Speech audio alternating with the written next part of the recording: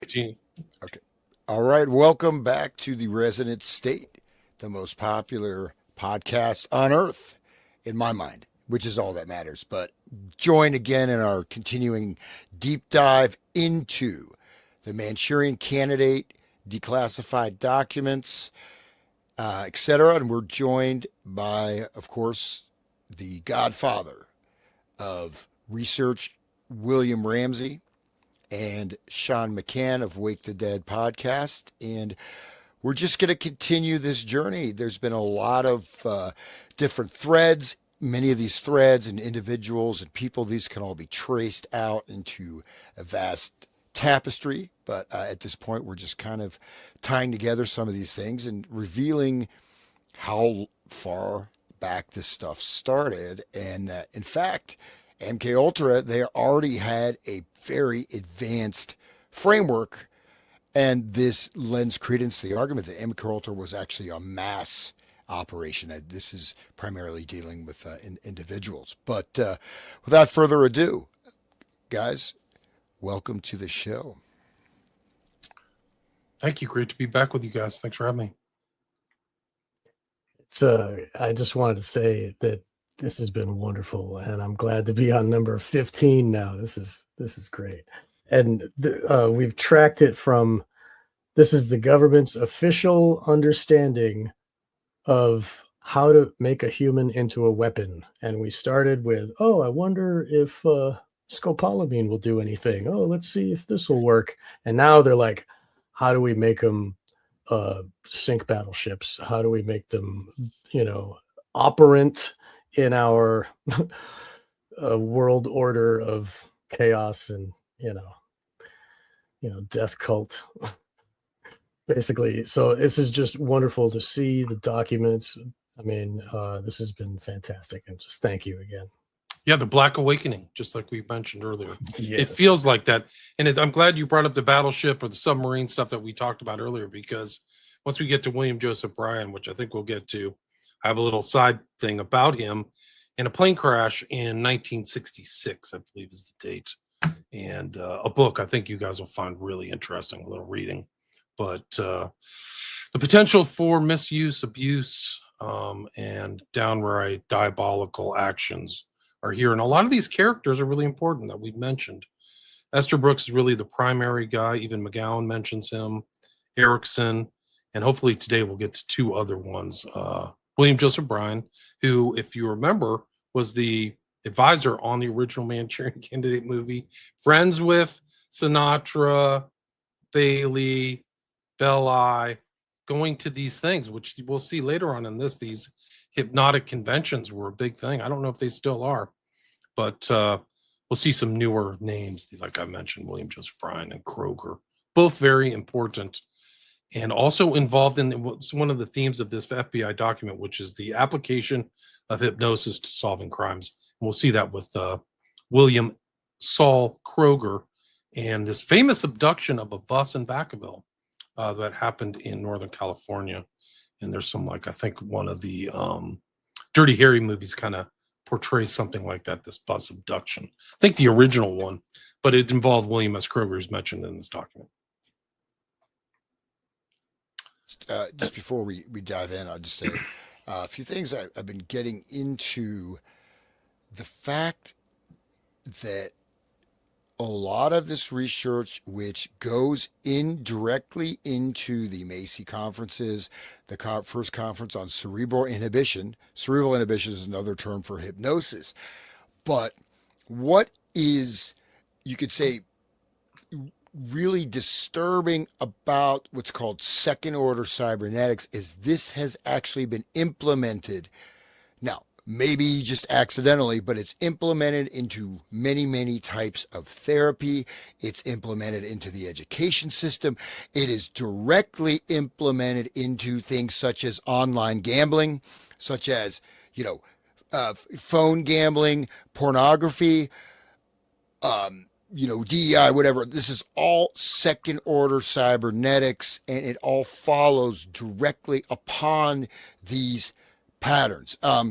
And so I just say there's a therapy called EMDR. It's rapid eye movement therapy. And the lady I had on the show, she mentioned it. I started looking it up. First of all, the language, it's all cybernetic language. It turns out it's actually based on B.F. Skinner exposure therapy. And so people are going to this therapist and this whole thing, right? You know, I told Sean about this. Yeah, we talked about that. But that's an example of these models being integrated into large scale social systems. So it's not simply just now we have sort of the opening phase where you're looking at the individual. And I would say that the MK Ultra, along with going forward with counterculture, et cetera, this has now gone into the mass level. But again, these are techniques and technologies that you don't have to be completely asleep, you know, and or you know, killing somebody or running down the street naked. You know, you can be in a mild hypnotic trance that you're completely unknown to yourself and you're receiving commands. You don't even know there's a command. You just start doing something. You don't even think about it. And so this is, you know, really the beginnings of this. So I'll leave it there. Yeah. It's an interesting intro, and it brings to mind the episodes we did. I think it was 8 parts, which is MK Ultra for the masses. Music is the weapon. We talked about that, and I think it's notable because I think within the last week, one of the founding members of the Grateful Dead passed away, Bob Weir. And I had a weird kind of connection when I was in college. I was a valet at a high-end hotel, and I drove his car. I drove all these guys' car because they would rent out the top. And Bob Weir had the penthouse suite in a very nice hotel, and I used to have to bring them all like, you know, their valet service, their cars and stuff. But I remember him.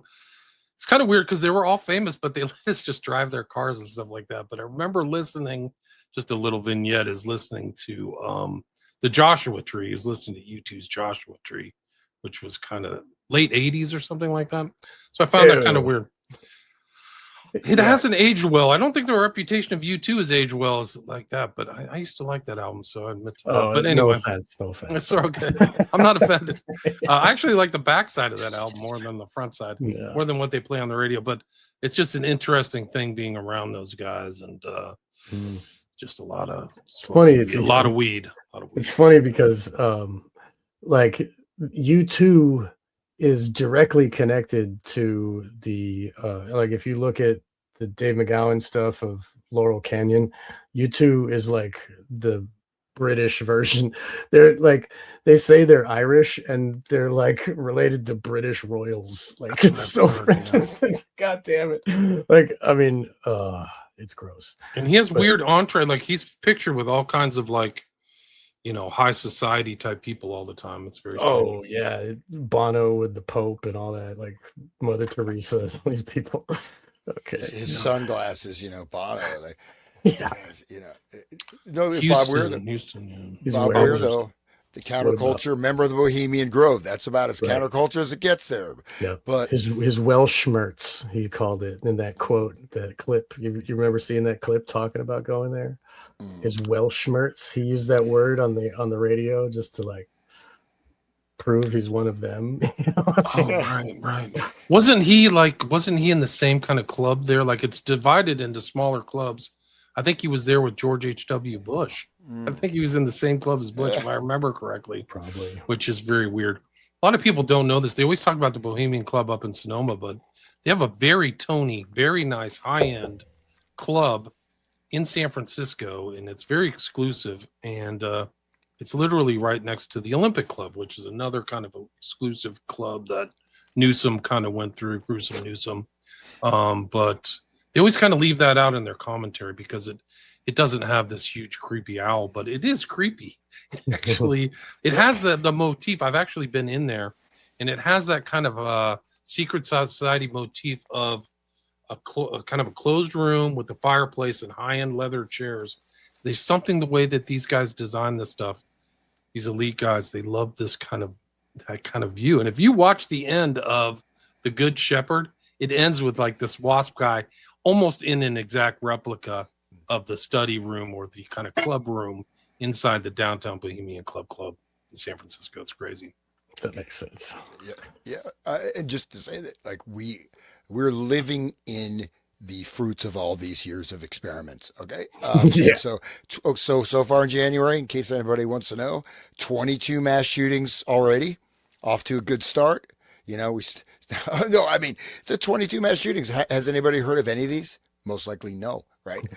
Um, and many of them are gunmen unknown.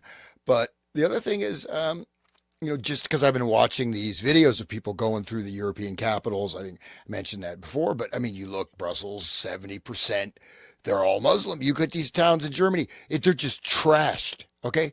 And it's like, is there any way to inhibit your basic survival instinct? Well, it's been proven that hypnosis will do this, right? You'll sink a submarine if you're hypnotized. So, um, we'll see. Things are everything's in play, but I think that part of the thing is that keeping the hypnosis hidden. I think what we're doing in the show is starting to reveal it, and knowledge is definitely power in this space. So I wish everyone to be non-hypnotized, right?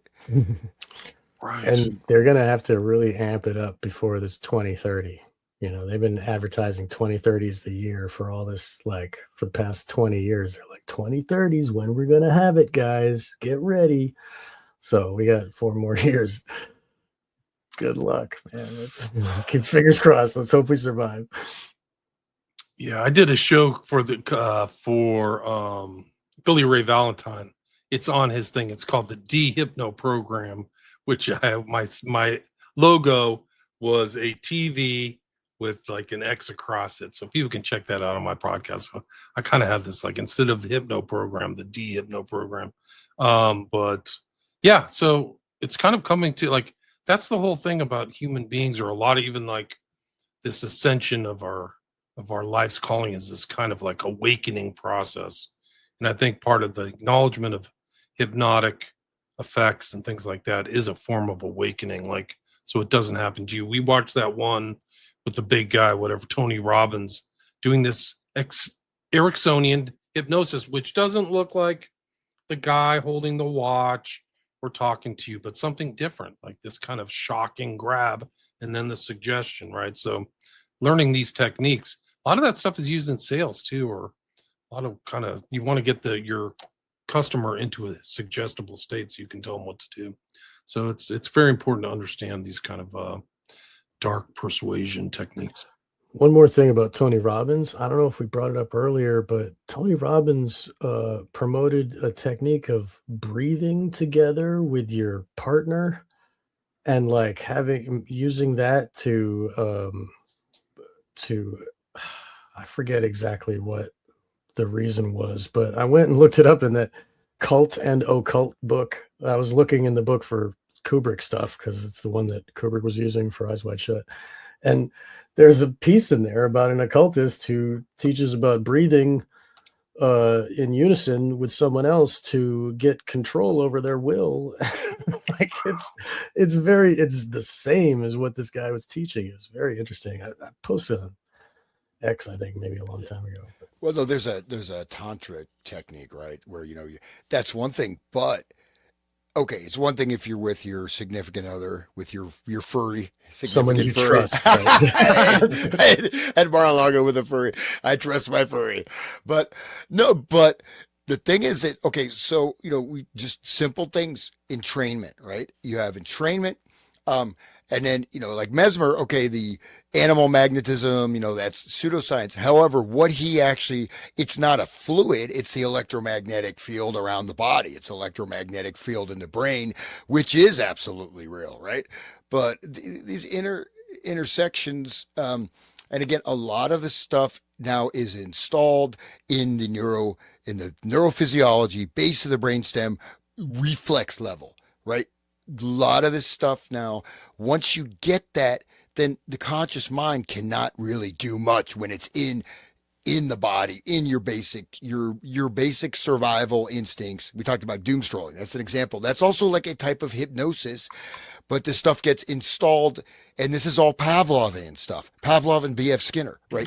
So this is something people think this is all dated, but no, operant conditioning. I mean, this is like, reflex. This is reflex stimulus response. that's what, people that are, watching porn, wow, that's what they're doing. People that are, you get into gambling, same thing. You see the slot machine zombies, man.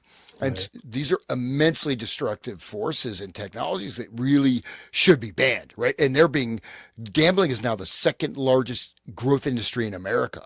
So it's really taken off. But yeah, it's pretty wild. And that same the same kind of mechanism is what they're hijacking with SRA when they break Grok's legs. He's got this learned helplessness like implanted in his subconscious, so like he has to react the way that he, if somebody comes around with a hammer, he's going to do what they say. You know what I mean? Like, because it will react from that survival, fight or flight type of shit. And same. That's what it's interesting that they moved it on from trauma into these other levels of like vice, like the pornography and the gambling it's the same thing, but it's weird. It's different attack, They do it in Anyway. abusive families or things like that, where like people are getting beat. They bring out the whip or the belt. That was like the sign, like almost like a Right. Pavlovian train to the 8-year-old kid. Yes. So those abusive families, I'm going to get my switch out or my belt, and you just like, whoa. So like you knew it was coming. But so these things happen in just normal day-to-day life. Yeah. It's sad that that's normal. You know what I mean? Yeah. Like there's even people now, like I talk to adults and they'll tell me like, oh, if only parents just beat their kids more, the world wouldn't be like this. I'm like, what? The world is like this because we've been breaking their legs. Like, what the hell? Anyway, everybody's a Grockian clown, I want to get that whipping stick. James Brown, back when you could say, yeah. that whipping stick. The real king of it. Yeah, that guy was the best. People of my age knew that stuff happened. The kids these days, they can't even believe it. But I had friends, like parents were like, you're allowed to beat my kid if he's over at your house. Like literally that kind of stuff. That was institutionalized with the nuns. They would call home and be like, oh, he did something bad. Are we allowed to hit him with the ruler? Yeah. Yep. And the parents would go, yeah, hit him twice. One for you, one for me. Yeah. Dude, my elementary school principal had this huge paddle hanging above his desk, and I got it a couple times, man, and it hurt. It's right there. You walk in his office, it's right there. It's like almost, it's like a baseball bat. You just take it down. Like the Dazed and Confused when they were going and trying to beat all the freshmen with those things. That's a weird sexual thing. That's a domination thing. Like if you really get into it, spanking is like some weird programming. Bro, the fraternities are like right next to homosexuality. Yeah, they're not like same. Yeah, it's almost the same. Like it literally is like, oh, what's the word where you're like, it's close to being gay? Like it's basically gay. Like in a frat, dude. Like whipping, metrosexual. Yeah. And they, hiding homoerotic. Like it's Just look at the Skull and Bones and what they had to do to be a member of that. You know what I mean? Like, peeing on each other, whatever. I mean, that's what off in a coffin. That's just what makes it to the surface. Like, you don't know what the hazing is or what they had to do to prove loyalty or the oaths and all that stuff.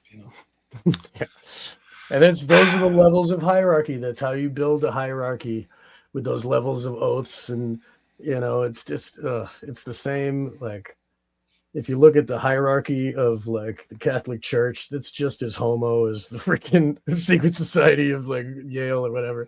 It's all just like it's disgusting. That's why they're in there. That's why they go into the Catholic Church. Right. Like, where do you go to be a homosexual or find boys? You go into Boys Town, Boy Scouts, or the Catholic Church. Right. I mean, probably, I always give the Catholic Church a hard time. This kind of stuff happens in Protestant churches and in Jewish synagogues too. It's Mormon churches. Mormon, a lot of stuff. Even the Amish, it's just everywhere. It's gross. Probably, I wouldn't know. Well, Rust is Darnu. What's gross is how about the circumcision gets sucked off. Oh, the rabbi, Metzitza. The bris. How homo is that, dude? And a blood dude, drinking it's extreme. homo. Oh my god. Blood drinking pedophilia with the women there, ululating like, whoa, this is Dude, dark. I don't even think the Satanists do that. it's the Like, same whoa. as it's the same as Carthage. It's the same as ancient Carthage, Yeah. you know, with the women wailing and singing. They make loud noises and sing and just to cover up the screams of the baby. They don't want to hear those screams. Put a mask on it, put its smiling face on that thing as we kill it. Sorry, guys. I'm sorry. It's a brutal world, man. This is a It is brutal world. brutal. Yeah, it hasn't Brutal changed much. You know, the It's ancient under the Carthage surface, yeah. is the same. Like, talk about all these SRA families of these, you know, generational Satanism and shit. That's the same families that have been doing it since then. You know, like it's just rearing its ugly head in this formal, you know, typed out on a typewriter and exchanged between individuals. Here we can read it, but it's the same shit. It's always been. I'll stop my rant now, though. it just, you know, one of the things like, okay, so sodomy, they were called sodomites, anal sex. It was used as also, it does profound things to your, you know, your body, your nervous system, your chakra system. And so it was used for occult ritual purposes, not necessarily for, but also it is a type of programming, domination, and control. And even you can see this in royal families or whatever, where they get raised by nannies. They have this, you know, very, unpleasant upbringing to a certain extent, and they become psychopaths also. And then this becomes, it becomes epigenetic, and this can be passed down to the generation. So it's really keeping this encoding process going. And you know, except just people, I think the elites are a lot dumber now, I have to say. At least the ones that I see. I mean, it's the nepo babies of the original smart ones. It's like the years have devolved. Yeah, I think they're like the Eloi, you know what I mean? Turned into these useless things. The 19th century elites, like especially for like the British Empire, were ruthless, man. They would starve out millions of people for nothing. Like, I mean, all the stuff they did in South Africa and India, like if you revolted, it was like Romans. It was like the Romans, really. I mean, you'd have to say the British Empire was kind of like a new Rome. They would just ruthlessly exterminate you, which is what they're doing in Ukraine right now. Like, there's 2 or 3 million dead bodies in the ground. And we just kind of keep on going. So, anyway, Bartow's asking you, this is one for you, Sean. So is Kubrick making fun of psychology, psychiatry, or trying to warn the public with a Clockwork Orange? They say fear of incitement of violence caused him to remove it from theaters in Great Britain. I don't know. I don't think he was making fun of psychology. I think he was demonstrating what we are learning about in this series. I think he was showing us about how the government has this program to use psychopaths to grease the wheel. They wanted to reduce the amount of people in the prison to make room for the political prisoners that were soon to be coming because of what they're planning to do with their government. So this is a hypothetical future of like peak society as he saw it. I believe it's like the way things were going, that's what the future is going to be. You know what I mean? The children can't even speak normal English. It's all about violence and sex. They're you know, basically like the whole Crowley thing, the crown and conquering child, you know, where they go and rape and murder and you know, for kicks, right? But then if you really pay attention, you'll see what that movie is really about. It's about how the government cultivates these psychopaths to use them in their control system. The other droogs that were friends with Alex, they get hired on as cops. They're regular beat cops, beating him up just for fun because it's the same shit they always did. They're just wearing a badge now, right? So it's Kubrick is showing us, look, the cops and the criminals are no different. You know, Jane's Addiction saying that. And it's the same, what Kubrick is showing, the mentality of psychopathy is used by power. So, okay, his droogs become cops, and look at what happens to Alex. Alex is peak psychopath. He's the one that knows, he can feel it from inside. This is the moment when to throw all my droogs into the water and cut his hand when he thinks I'm going to save him. Like, that's what a true psychopath does. Has no regard, no love for his friends, and will use total violence, betrayal to get what he wants, to dominate others. And then when the government said they find him in the jail, they said, he's young, he's, intelligent, he's ruthless, he's great. We'll use him. Oh, don't you want to check C block? No, this guy. Because Frederick is one of the guys that goes to the cult parties. He's one of those elite MRFers who wears the black robe and goes to the Eyes Wide Shut party. He's one of them. Okay. And he runs the prison. He's part of the government running the prison, and he finds the best psychopath, because that's what they're really doing. They're there in the prison, not only to control, they're also being able to find the best test subjects for, if you read this document we've been doing here, they go to the prisons, they go to the psychiatry places where they find people that have no family, nobody cares about them. They can operate on their brains, cut open their Gulliver and, whatever he was dreaming about. Like, in the end, this is what the government does. And then when at the end, they cut open his brain and they basically put his brain back together, back to the way it was. I was cured. All right. But then if you really listen, he says, we're going to give you a job, and it's something that is going to be right for you, and you're going to love your work, and, you'll have all you need, and you're going to work for us. And, meanwhile, Alex is like, he opens his mouth and he gets fed by Frederick. Totally submissive. Yup. Okay. I'll do whatever you want to be part of the club. He dreamed about being one of the Romans that was whipping Jesus. He wanted to be one of those guys. And in the end, he got hired. Same, his dream job. Okay. And this is the kind of psychopath that they use in, like, in the rainbow fashions, to break the young women and to do all the evil that the cult has to do in the dark corners. They need people like Alex. So that whole movie is about the creation of the recognizing true psychopathy.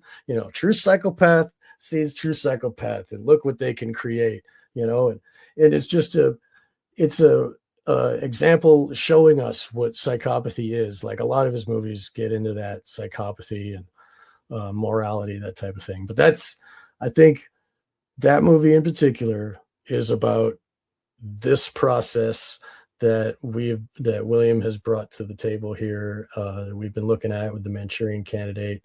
Kubrick is just adding his opinion to this long line of understanding of the truth of what governments do. How about that for an answer? Sorry, guys, that was a little long. It's true, Sorry. though. It's like a cycle. It's almost like a Scanner Darkly, but not with violence instead of drugs. The cyclical searching and the perpetuation of violence and everything like that through the system. He gets put in jail, then they talent spot him, right? And then we're going to make you change and all this stuff.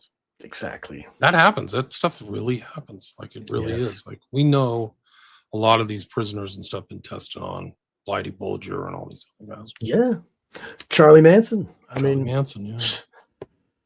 But master hypnotist, not a joke. What he could do, according to Danny Trejo, was sophisticated. This kind of imagery stuff, which we'll learn about through Erickson and Kruger, like advanced techniques, not the simple stuff. Like, that's where it gets scary. Like, guys, don't practice this stuff, but it's important to know. But it's a very incredible discipline. There's just like a whole branch of knowledge of this hypnotists and all these guys together, and they're listed in this document. So maybe we can get back to it. No, yeah, just one thing you can listen to you can listen to Bateson, Gregory Bateson, his lectures. You can listen to some of Aldous Huxley's speeches. You can listen to various other people, and they talk, and it seems like it's making sense, but sorry, if you really analyze it, There's a lot of jumps. It's kind of like, Terrence McKenna, same way. This is how you embed Ericksonian hypnotic commands. In a large scale thing, you're listening attentively. It was really good. What did you learn? I learned something. He was talking about this. And, Bateson, you hear his lectures. He does this all the time. And so then you have a command structure. And if you have types of organizations, like you promote a certain thing in an advertising, an image, a color, even certain fragrances, these can all be compounded, right? You create these sort of interlocking trigger things. And again, we can see how people get triggered. Mass triggering is happening, all the time. Right. And it doesn't take much anymore. I mean, with all the the tranny stuff and the immigrant stuff and the Trump here and the this, that, everybody gets mad about everything so easily right now. It's like they got us on they're pulling our strings left and right. No question. Don't you think that's a setup to be triggered? Like that's the whole thing, is like you're prepped and primed for triggering. Right. And Get we're always whacked out, reacting instead of acting. We're just like stimulus response and then not think, and people don't value thinking anymore. I don't need to think. They'll tell me what to do. It's a conditioned response. These people have conditioned response. If you interact with the average American during a 24-hour period, the highest likelihood is you will talk to somebody with a triggered response. Whatever. That's racist. You're a bigot. Like even this thing, like they've stolen trillions of dollars. They'll just say that's racism. You're a racist. It has nothing to do with race. It's breaking the law and stealing your money in your future. But these are conditioned responses. So these are like mind control things. Totally.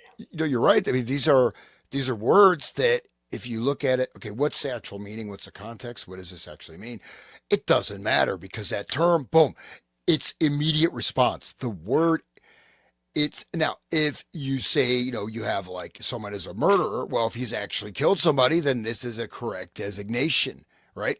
But if you have terms, a lot of times it has nothing directly to do with what they're talking about, or there's no direct correlation. And that term, you just, boom, people literally, they stop thinking. And you can see also, I mean, you can observe it, that, I'm trying not to talk too much about my wild personal life. It's exciting, but I finally went out for the first time and I was just being around people, not, being around those people. Wow. They have hands and arms like I do. Wow. But Weird. I mean, no, literally. Okay. These are people with good jobs, whatever. And I'm just calm. I don't, I'm not whatever, but I could feel even just my state of the space I inhabit, of my whatever you call it, I'd say non-hypnotic state. I could literally feel people reacting, and reactions like, okay, you could see like kind of like, oh, shut down. And it's weird, like in terms of you don't have to say anything. It's because it's like you're not part of this group trance collective, and it's recognized subconsciously. It's not a conscious thing. And another way you can tell is just you bring up certain things. You see people, personal. I told my mom about fluoride. She's like, that's why Grandpa Bob has no teeth. You want to end up like him. Fluoride saved everyone's life. And she went berserk. I'm like, dude, okay, Grandpa Bob, remember, no teeth. You want to be like that? Don't tell that to people, And she just blew up on me. I love my mom, but I'm just saying that's what came to mind. But you can say the same thing with COVID. You can see the same thing when people get these immediate responses. They are no longer thinking. The program is now operating. And the fact is that the last thing anybody wants to recognize is that they are under some kind of programming or something is operating. They're going to fight against that recognition, and you cannot have a rational discussion. It is impossible. You're right. It's true. And it's almost like they identify with their opinion and like, this is me. And if you say anything against it, I hate you. Like, I must defend myself and my ego. And it's crazy. No one can be wrong. Like, I was not wrong. You're wrong. Like, they go twist around in all these arguments. And they just can't admit that. It's really weird that they just have this That they've been wall. conditioned. The Yes. parties conditioned them. Both Yeah. sides, like at both sides. It's not left or right. Yeah. So they're both in there. Wayne Gretzky asked, "Can you have an interview with Tom O'Neill?" I interviewed Tom O'Neill in 2019, right after his book Chaos was published. So you can go back and just search my archives. It's one of the thousands of episodes you've done. Thousands of episodes. I kind of recognized it from the get-go that it was going to be an important book. So should we get to the document, guys? We want to feel like reading? Yeah, sure. What page were we on? 330. In my document, it's 330. That's what I checked. Just some correspondence. Yeah, your letter dated October 17. Yeah, I got 1951. So we're past a lot of the stuff. Publication of The Mechanical Misfit by Esther Brooks. Hypnotism, I think, is published right after Kinsey's published in 48, and then Catcher in the Rye 52. So these are all kind of things we've studied in the past. Anybody want? I don't know if that's worth reading. I don't know if you want to. I think we do. That was a response where they said, "Oh, FBI doesn't know anything about this." This letter is written. 334 is the writing out of this missive right here. So somebody handwrote this and then somebody typed it out. Somebody feel like reading this on 334? Sure. Go ahead. J. Edgar Hoover. Okay. Dear Sura, a medical doctor and I, in the past, have done a lot of study and probing into the values of hypnotism, hypnotists, possibilities, and failures. This medical doctor died while I was in service during the last war. Am offering this data to your bureau, hoping that this knowledge would be found useful. And as a slight token of this time and effort of the late Dr. Peter J. Walsheim, who died of tuberculosis some months after making several sincere attempts to become an officer in the U.S. Navy. Believe we have a method of inducing hypnosis without the knowledge of the individual, and after the first induction, the future is assured, resulting in deeper sleep through repetition. The results are many and almost unbelievable. New phases show up so unusual that I am surprised, after several years of study, to observe. Know that one can take almost any English-speaking person, find out personal things, including their political beliefs, movements, etc., aside from curing ailments of long standing, which would not interest your office. You obviously don't want to help people, so okay. We can tell a patient certain stated supposed secrets, yet obtain this data without their knowledge. These are only a very few of the possibilities which we have tried and been successful in doing in the past.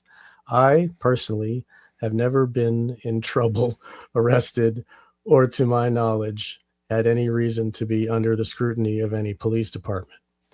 Please do not make public this letter, as some people who have no knowledge of hypnotism think of it with a prejudice born of years of false beliefs, so far as to think it is anti-religious, hurts the patient mentality. The medical doctor I wrote of was Catholic. I am Protestant. Can assure you there is no religious connection in any sense, nor is it harmful to a patient. Realize these findings would not hold up in any legal court of law, but results would lead to confession in the case of a crime. If you are interested, please write to me. Don't have anyone interview me in person, as I do not use this science in dentistry, nor would I want an FBI man here, as it might cause suspicion, which could hurt my dental practice. If you have used this method previously, I am sorry to have bothered you with this lengthy letter. Yours truly, a poor Ritter. Blank. Redacted. So that was fun. Any English speaking person can be hypnotized, apparently. And once you get them one time, just repeat. Lather, rinse, repeat. Right? For your brainwashing. And notice copies destroyed. So yeah, new phases show up. That's what he said too. Like, wow. But so they destroyed this. Yeah. You know, true copy, destroyed 64. Like, these are incredible. Like, the funny thing is, he's writing this to somebody who, assuming J. Edgar Hoover saw all of this, correspondence, he knows everything by this time. I mean, these are just the documents that came out, that came out of the FBI. But there's more of these things. This is 1955. I understand your department has studied the use of hypnotism in crime. Since I'm using this topic for my senior thesis, I would appreciate any information that you have available. Would you please send to me any data you might have on how to detect the use of hypnotism in a crime? I'm especially interested in case histories if they may be given out. I will gladly pay for any cost that you may incur. Thanks for your help. And then these are like the newspaper articles of crimes. Crack up of patients after hypnosis revealed an attack on treatment. San Francisco, 1958. This is like the classic motif of the hypnotist, is a guy, holding a medallion or something with the black and white swirl in the background. And you can see all the people in the FBI who've read it: Tolson, Delpont, Parsons, Rosen. The one above that, the crack up one, that one talks about a 45-year-old woman received hypnosis for painless dentistry. So that's the dentist thing again. And if you look into SRA, they use dentists as programmers because the kids have to see the dentist every 6 months. And it's a regular thing. You go every 6 months and you make a new appointment when you leave the next time. And so it's a way that they can contact each one of these kids, and get them in a room to reprogram them, as necessary. So it's interesting. The dentist, that's one of those jobs nobody thinks about. You know what I mean? Right. Yeah, I think it's just of some interest just to look at some of these anecdotes, these case studies or whatever, because again, at the time, hypnosis was being promoted all over the place, right? Treatment for everything. You get your little comic book, and like how to, do this. So I'll just go over a few of these, which don't sound that fun, but let's see. So the first one, a 45-year-old woman received hypnosis for painless dentistry. She felt no pain. Okay, so far so good. But after second such treatment, she felt people were staring at her. Within a week, she had delusions the FBI was after her. Wow. She became severely psychotic. Awesome. Dude, wow. That's a great one. So yeah, literally, who knows what was done on her, and who knows it's not the same dentist that wrote to J. Edgar Hoover. You never know. Right. Okay. Maybe they're all working the same job. But the fact is, the FBI could have been tracking her. You know what I mean? Because quite possibly. Okay. Next one, a 35-year-old housewife, mother of 4 children, hypnotized by a psychologist for anxiety reactions because she had difficulty in swallowing. After the 3rd trance, she thought her mind was being controlled by radar from a foreign country. Result, of course, prolonged hospitalization. Okay. Man, wow. These are great. A 30-year-old college psychology graduate thought psychiatric help after using hypnosis on his wife preparatory to sexual relations. After repeated experiences, she fled his home and board. He appealed for medical help for his impotence when without a hypnotized mate. So Wow. he has to have a hypnotized sex slave, I guess. Who doesn't? Jeez, nowadays. It's, okay, Anyway. the last one. A 24-year-old mother of two children hypnotized for anxieties. She suddenly developed intense fear of death, suffered illusions she was dying. So it doesn't seem like that worked out That's so well. the opposite of what they were trying to do. Jeez. I'm sure that there was somebody making notes for the government during all of those procedures that you just read about. I'm sure somebody was in the background, like making, oh yeah, okay, we can make her think this, like, and just think of the gang stalking, the phenomenon of gang stalking that they got now and how they drive people crazy with, anyway, it's probably related to this. They probably have hypnotic triggers that are going off and they don't even need people following them around. They just have to, I don't know. I don't mean to make blanket statements. I don't know the intricate, I don't know it well enough to talk about it, but still, maybe that's part of it, the hypnosis. Right. Somebody's tampered with them. Somebody's right. And implants too. Yeah. So anyway, all right. Anybody want to read that? Do you want to read Police Trap Liars with Hypnosis Use? Sure, I'll go if you don't want to. I'll go. Police Trap Liars with Hypnosis. And for the listeners, there's this picture of a swarthy looking character. He's got a clean cut hairdo, but his eyes are very dirty. He's holding up some kind of pendulum swinging watch on a string, and he's got his, the spinny disc in the background. Just a side note, Jay Parker, who was a victim of generational ritual abuse, talked about how they used a spinny device, like a little spinner that had that pattern of a spiral spinning of like like the candy, like the mint candies with the red, but still that kind of spiral. And that was real. Like they would have this device and hold it up in front of the child, this spinning thing. It's just puts them in a trance and gets them anyway. So yeah, that Sean, just real quick, he is an actual hypnotist. So his name's Aaron. So it says this is a real guy. This is okay. he's not just a cartoon cutout for the malevolent demonic hypnotist. He He is actually a living real demonic hypnotist. Right, yeah. Okay, well said. Yeah, he's a real demonic hypnotist. Okay. So by Helen Bullock, this is printed in Dallas Morning News, February 12th, maybe 59. A new use for hypnosis as a lie detector was described here this week by a man who for 24 years has taught doctors and dentists the art of inducing trances.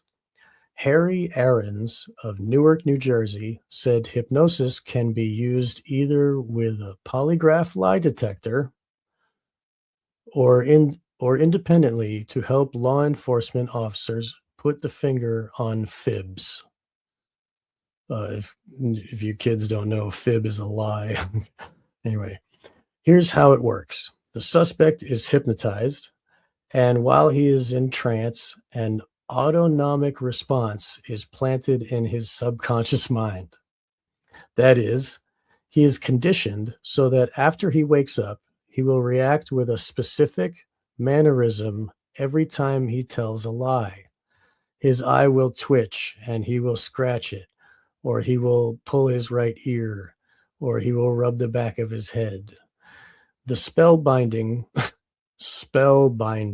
technique for finding falsehoods is primarily an aid to lawmen in developing cases. Aaron said, since lies detected by either hypnosis or polygraph are not admissible court evidence, he said it is cracking amnesia cases. Several amnesia victims have had their memories restored under hypnosis. Medical hypnosis is now used in surgery, childbirth, alcoholism, to ease pain, to stop smoking, to lose weight. Dentists use it to relax rigidly fearful patients and to gentle the gag reflex.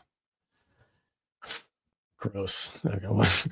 Aaron's has just completed an 18-hour course in hypnosis for Dallas doctors, dentists, and psychologists at Southern Methodist University. The course was sponsored by the recently chartered Southwest Research Institute of Hypnosis, Incorporated, located at 6617 Snyder Plaza.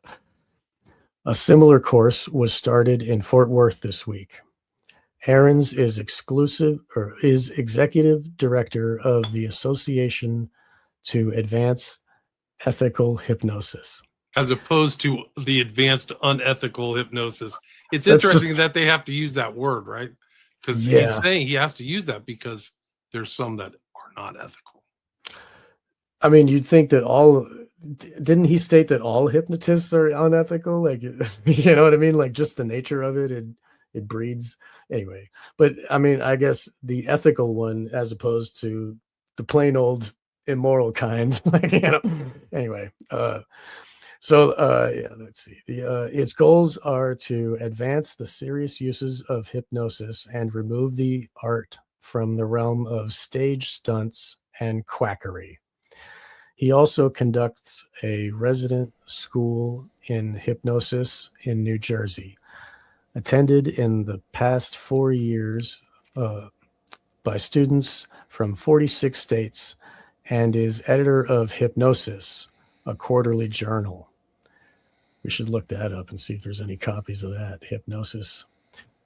He remembers his first medical classes 24 years ago, when doctors sneaked in and out of the back door.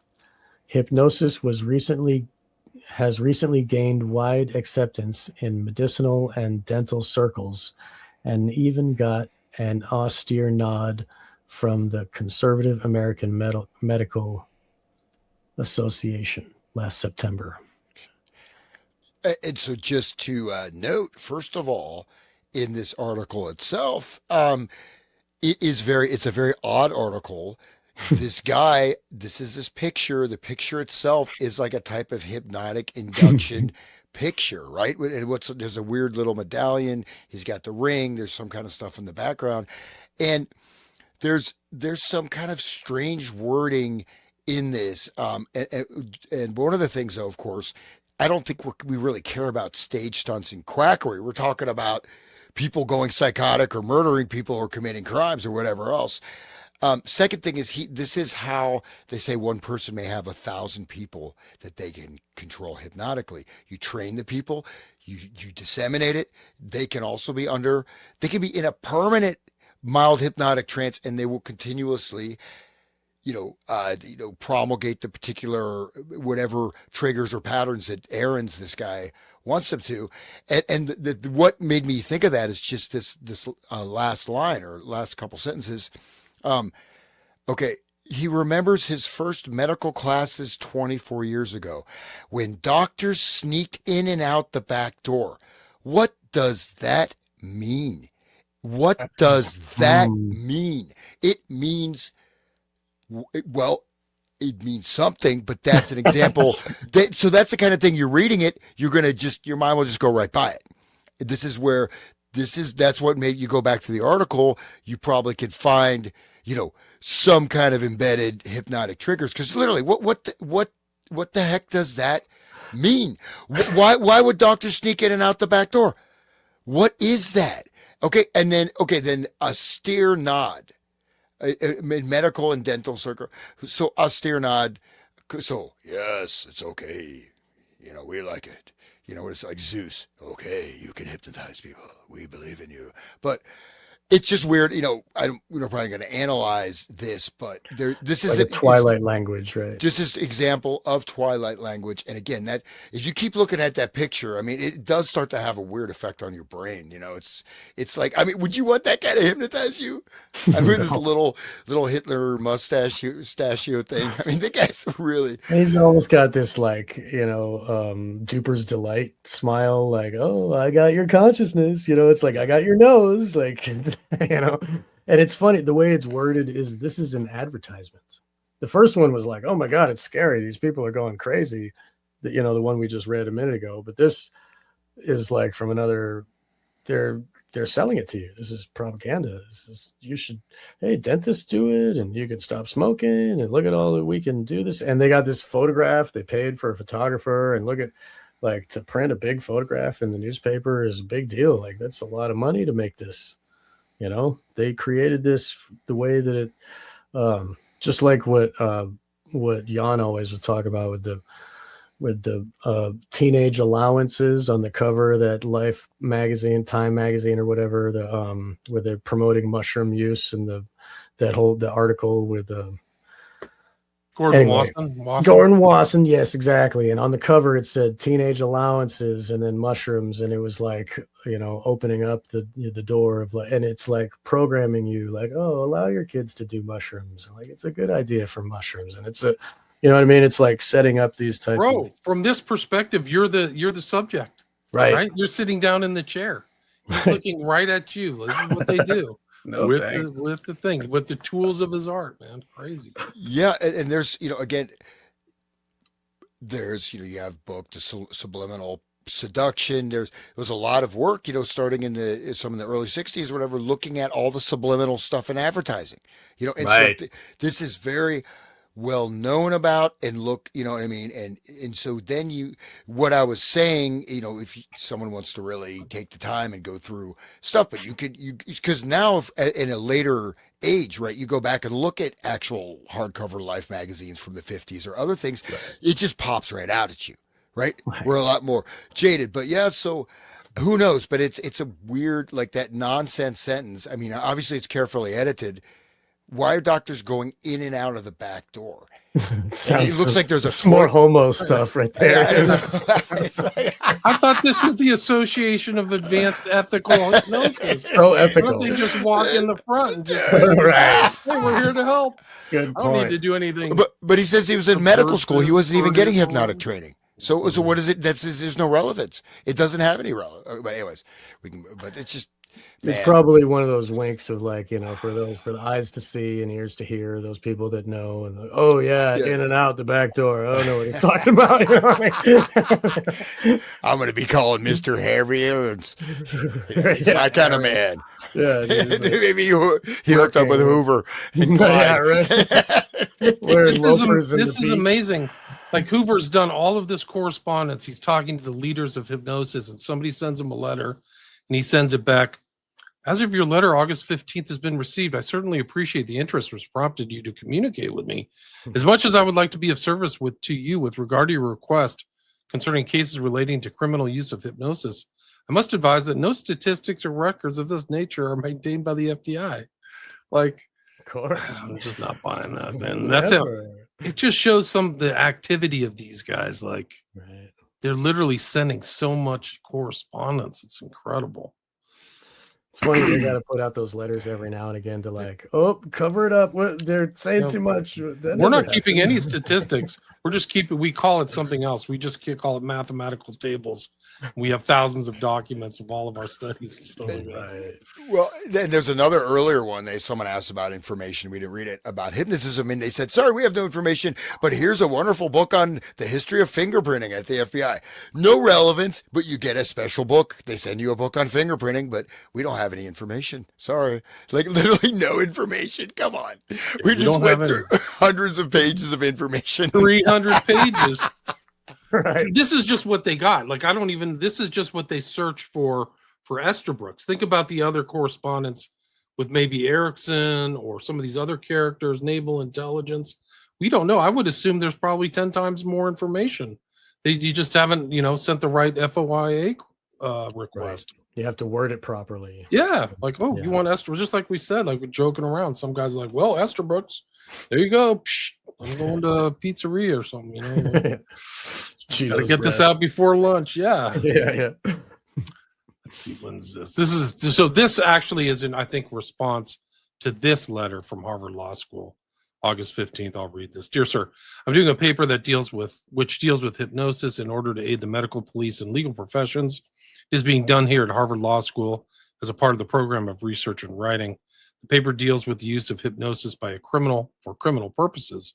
In my medical and legal research, I've uncovered some grave facts which ultimately should be of great interest to your Bureau and the police profession.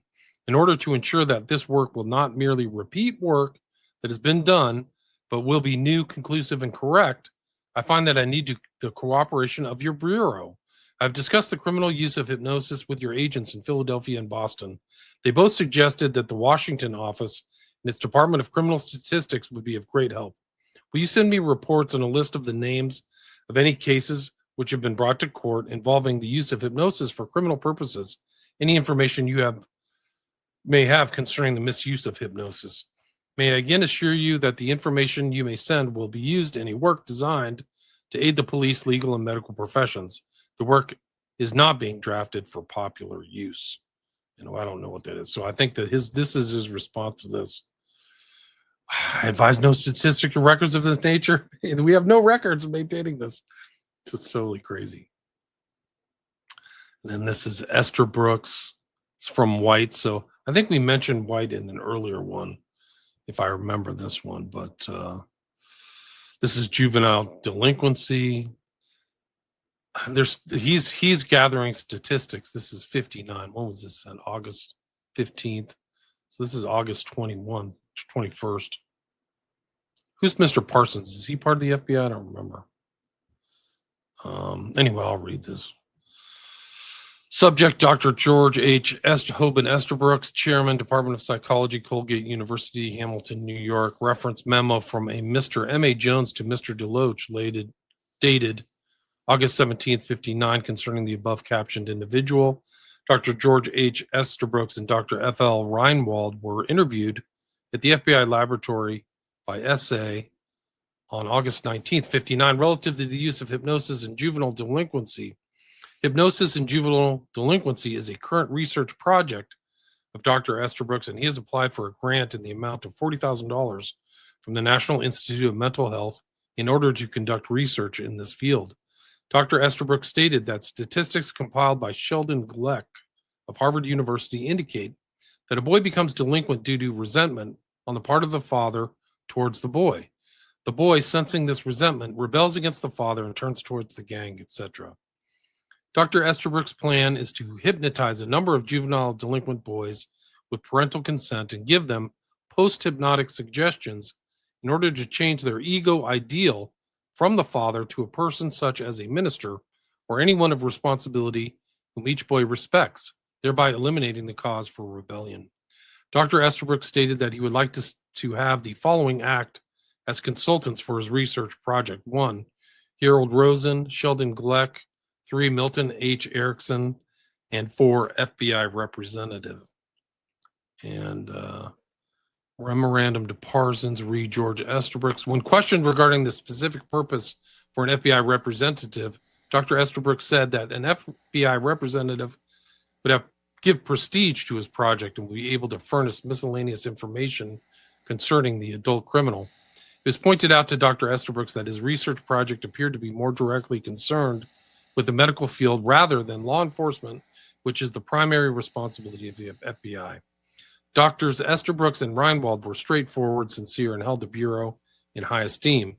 It is felt that Dr. Estabrooks' research project may have some merit, but no useful purpose can be served by having a Bureau representative act as a consultant for this project. Subsequent to the interview, SA conducted Doctors Estabrooks and Reinwald on a tour of the laboratory. Both appear to be very impressed as to the laboratory facilities, personnel, and the services that are rendered. Recommendation that Dr. Estabrooks' request for an FBI representative to serve as a consultant for his research project be denied and the attached letter be forwarded to him. I think that's 59, right? So the first stuff from Estabrooks is 36. So this is almost 25 years later. This whole thing is ongoing. So it's the length of the correspondence is really something else. So I just wanted to call people's attention back to Clockwork Orange and the delinquent youths, and how ineffectual Alex's dad was, just like a weak nothing, and couldn't control him with anything, and he didn't pay attention to his own father. But then when Frederick is there giving him a good job and feeding him from his fork, he's a dutiful son to the new dad that is Frederick, the the prison warden, government official, Alex is dominant over everybody, alpha dog, but then when it comes to Frederick, he turns over and wants his belly rubbed because he's submissive to that kind, it's interesting about the juveniles, and the psychopathy that's engendered in the youth. And that's probably why Kubrick had his movie pulled, because he could see that there was violence happening, people, copying the film. But that, I just wanted to bring it back to that before we skipped over it and kept going. And just a few things that are interesting in that particular missive is that in hypnotism in juvenile delinquents.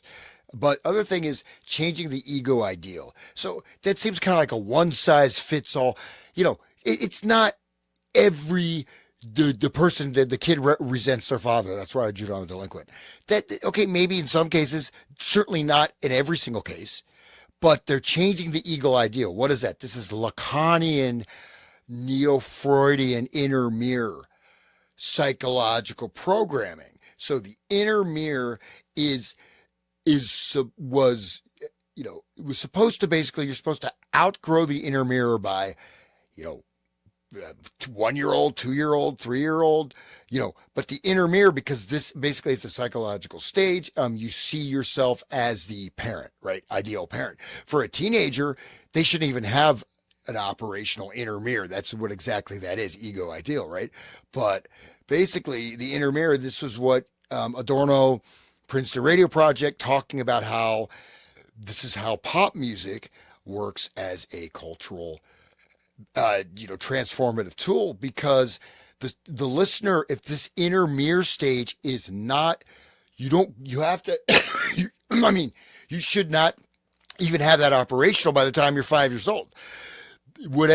However this happened, which allowed, right? Again, Adorno, they researched this stuff. Basically, the pop song, inner mirrors reflecting the subject of the song. In your subconscious mind, you see yourself as that person. You watch a TV show, you become that person. And if that is still open, then you don't really have your own self, right? You just have this reflection of a reflection. But then, and the last thing is changing the authority figure. What to, Estabrooks? So what does that mean? Seems pretty sketchy in my estimation. I think there's some other stuff going on there, because just on the surface, it just seems like this is a really dumb project, but but in terms of abuse potential, it's a great project. Think about that. You know what? I don't like my dad. Now my ego ideal is a minister. How's that? I'm not going to be a delinquent. No, something is off with that, but yeah. So it's funny you talk about the way music is creating an inner mirror for the people to grow up into, and look at what the role models they got is the wet ass WAP song and the wet ass Punani, and then they're singing about how I don't know how to cook, I don't know how to be a mom. Like, I just have this, sex basically, and and they're like gyrating on stage. That's for the females, and then for the males, what do they got? They got the Sam Smith dude, and who's all queer and with the horns, and it's really crazy what they're trying to make people be. You know what I mean? It's like the gangster rap was one thing where they created the violence and they created the, you know what I mean? That's perfect for they wanted more criminals for the whole prison industrial complex. But look at what it is now. They're turning people into not even human anymore. They're cats. They identify as a cat, singing about demons. Well, just as seeing the societal phenomena, look at cosplay, people dress up as their characters. So people live their lives as these characters. You know what I mean? Or how about Insane Clown Posse? That's so there's a level of identification. People didn't go, dress up like Captain Ahab and walk around the street, you know what I mean? This is a newer phenomena, right? People did not take on this level of sort of mirroring or modeling their celebrity gurus or whatever. Like, how about, remember Twisted Sister? If you look at some of these, I don't know. anyways, But if you look at Halloween nowadays, there's no creative costumes. It's all just your favorite movie character, and all the slutty young girls, they dress up like to be like the Joker's Hallie, or the one, the Joker's consort there, where she's totally crazy psychopath, and they're all like happy to be crazy psychopaths, and happy to dress up as like just it's weird. They're just, the only value they have is sex, and they're totally crazy, and that's what's desirable now. And like it's very weird. Like anyway, it's, yeah, I'm just saying, like the way that there is no creative, no one has an original thought. Everybody has to be that thing that they were told to be, and then they put on a pedestal to be crazy and a slut that doesn't make babies, and you know what I mean. It goes along with the whole eugenics and depopulation and all that shit, Kinsey and all that shit. Anybody want to read this one? The Washington Hypnotic Guild, okay, 1959. sure. Okay, sure. Yeah, these aren't that super interesting, but yeah, for sure. Just skip forward. Yeah, and it is interesting. They're trying to reach Hoover, inviting him to something about hypnosis and crime in 1959. Yeah, so he's been invited. He does not go. They call, Right. but I think this is a little bit interesting. This is their objectives, their whatever, their founding statements. That's page 347. So the objective of the Washington Hypnotic Guild shall be to promote the research, study, understanding, use, and practice of hypnosis in the Washington, D.C. area for the purpose of physical, intellectual, and moral improvement within the limits of non-medical training. All members of the guild shall be guided by the following principles. 1, to confine the practice of hypnosis within individual and technical capabilities and limitations.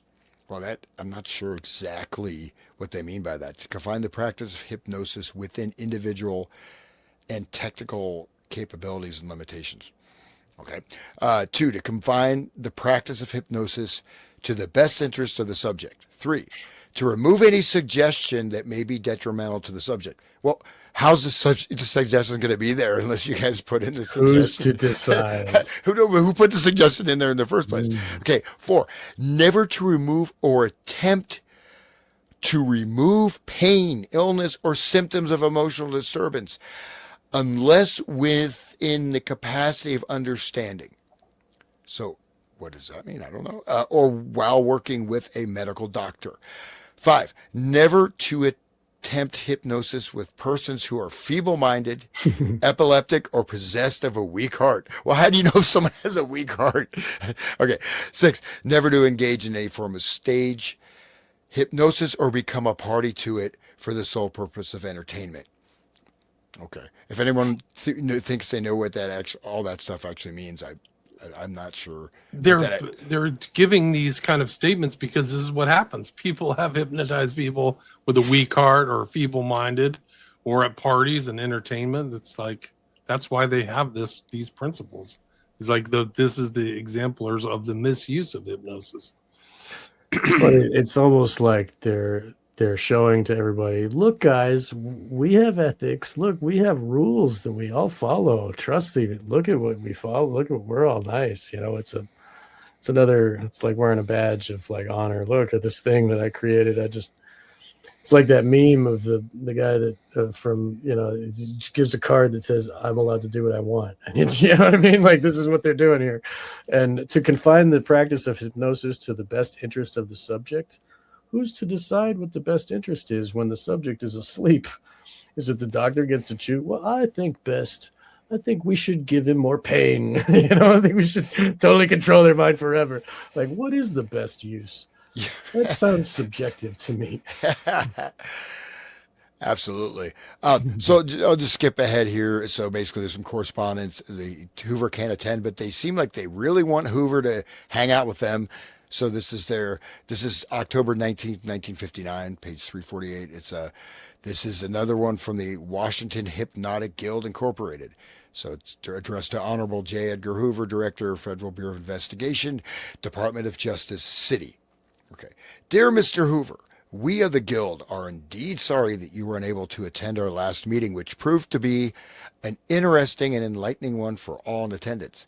However, Monday the 26th I'm not sure, in the community room of the Washington Post building at 8 p.m., another meeting will be held featuring Mr. John Leon, lie detector expert, as per the attached notice. As a matter of fact, we're going to pre-hypnotize several subjects and suggest that they were witness to a murder, but that on pain of death, they will not reveal the identity of the murderer, Mr. Leon, on this incident to anyone. At this time, we will subject the subject to Mr. Leon's lie detection to see what will happen and check the graph of the lie detector. After this, we will suggest away the thought of witnessing the murder from the subject.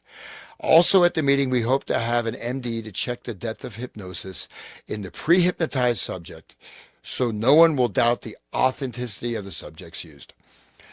In all, it will be a very interesting night. Please accept my sincere apology for the wrong telephone number.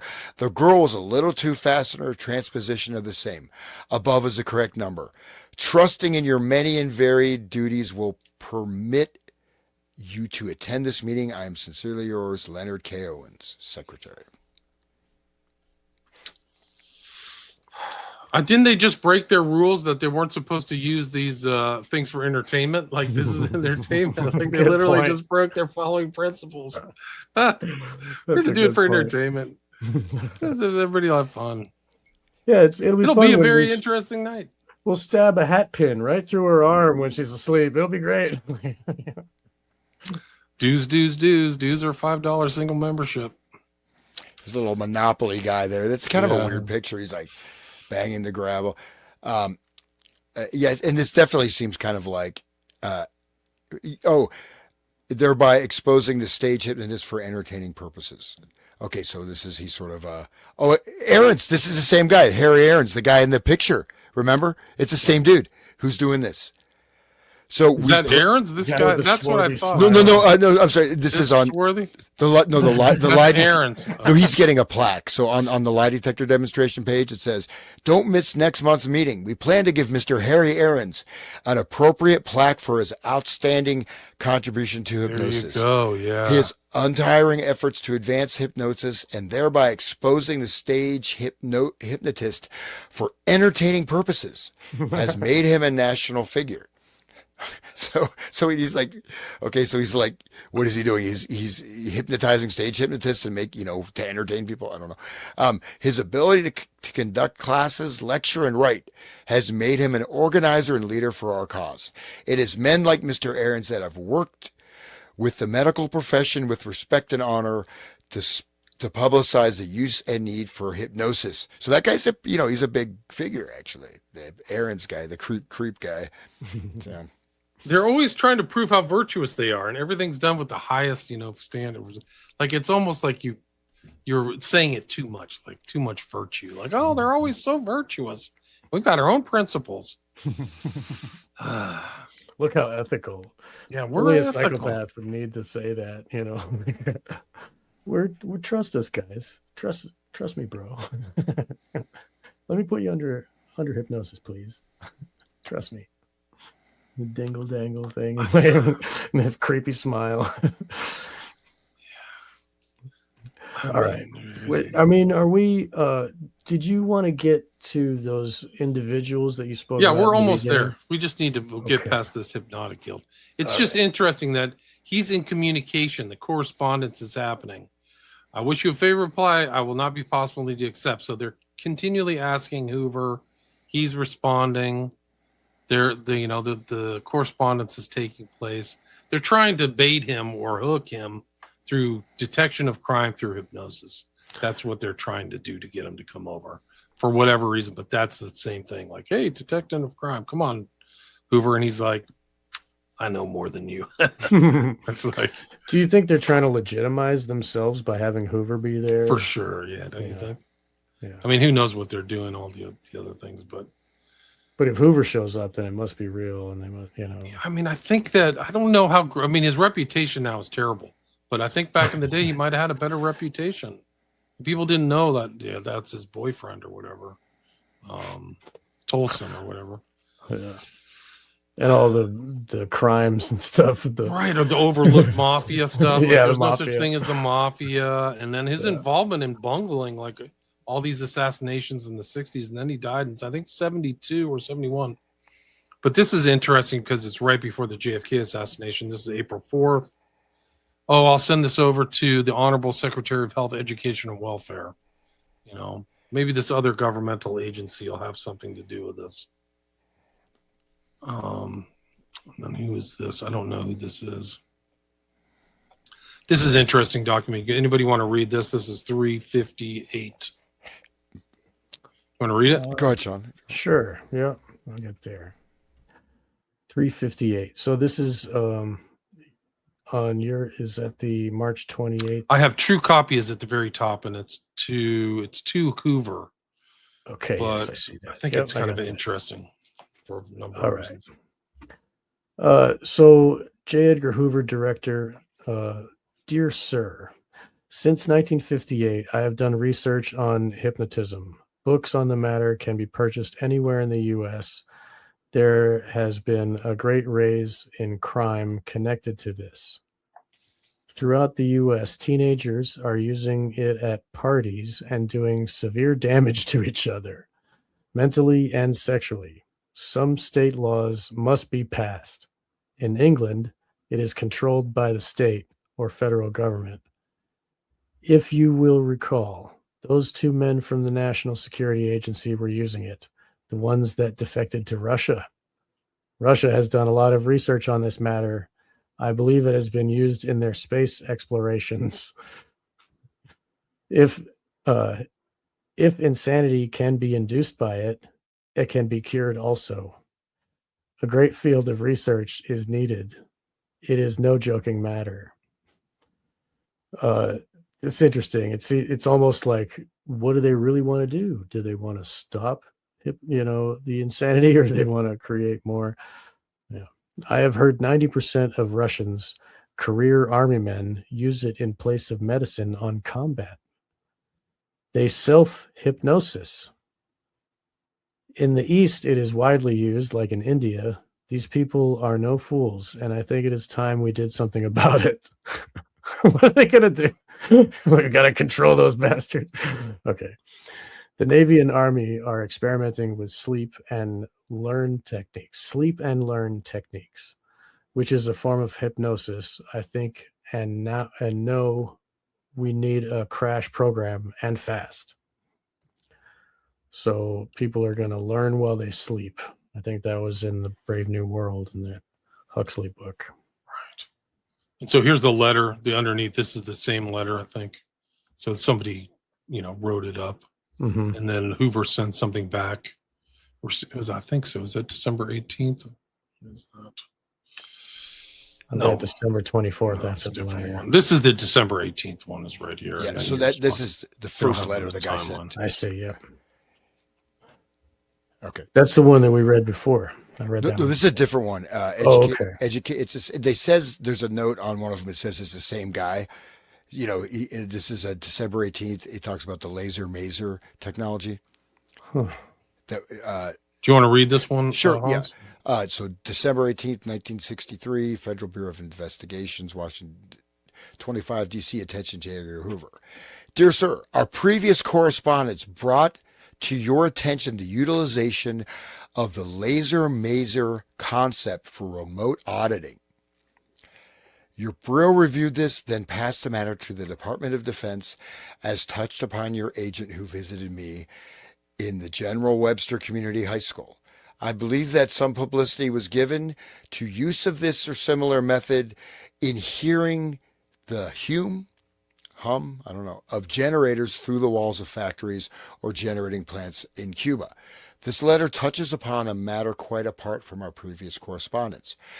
While working with attitudinal irregulars over the year, we have, of course, considered hypnosis.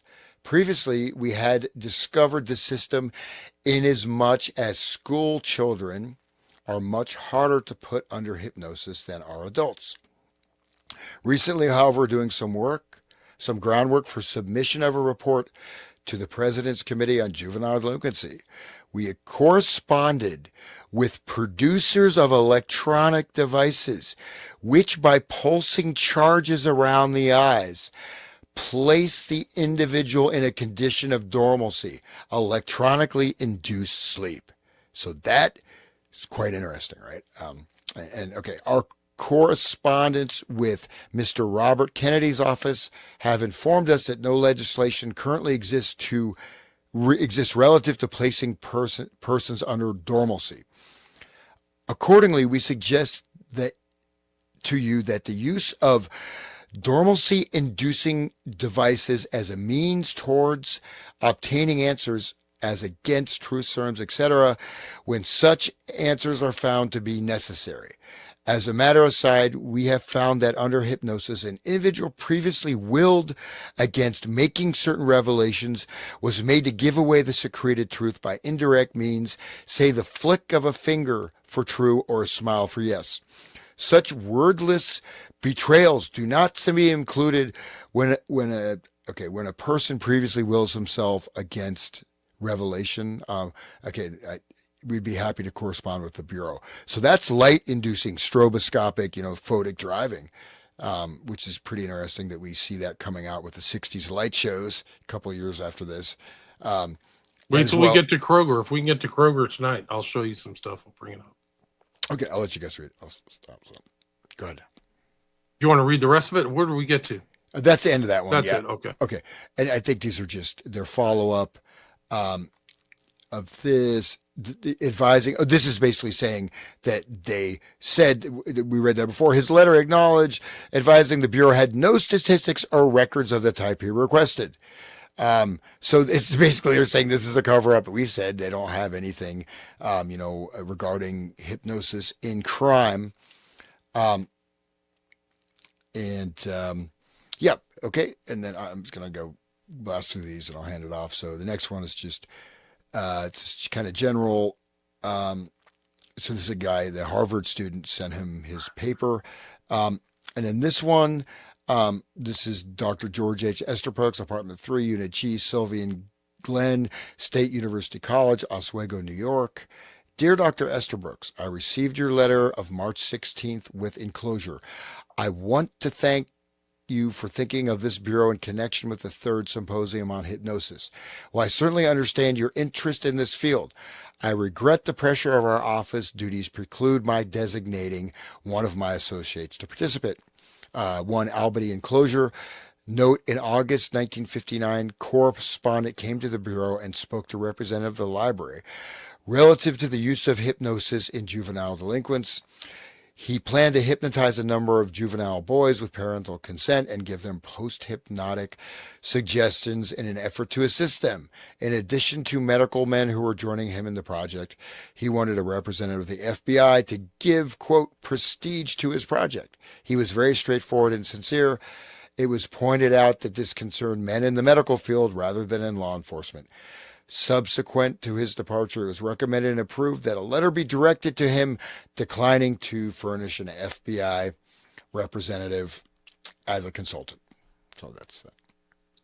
Right. So it's back and forth. They're making notes. This is pre-computer, so they're referencing earlier things. And this is kind of like after the JFK assassination and the cover-up and Hoover's cover-up.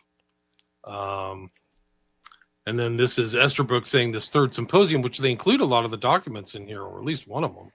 These Oswego lectures right here. Well, you did not see your way clear to representative. There's been considerable work done in the field of juvenile delinquency with some very excellent reports coming in. Father Higgins, who will present on the panel of this third symposium, has done excellent work in this field.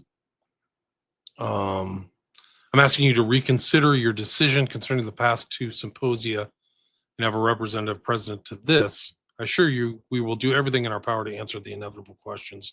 George Esterbrooks. This is 19... what is that? 36? Is there 65? So literally 30 years of correspondence between Estabrooks and Hoover at this point. This is the stuff that we have. But Oswego, for people who don't know, it's Lake Superior, I think, in very north New York State. And some of the names on here you'll recognize: George Estabrooks, Seymour, Hirsch. No, it's there's Higgins they just mentioned, but I think Erickson's on here somewhere. Henry Spiegel is a familiar name. Yeah, Milton Erickson, Phoenix, Arizona. There he is. Estabrooks giving talks, presenting papers, motivation of human potentials, and a registration form, and here's the layout.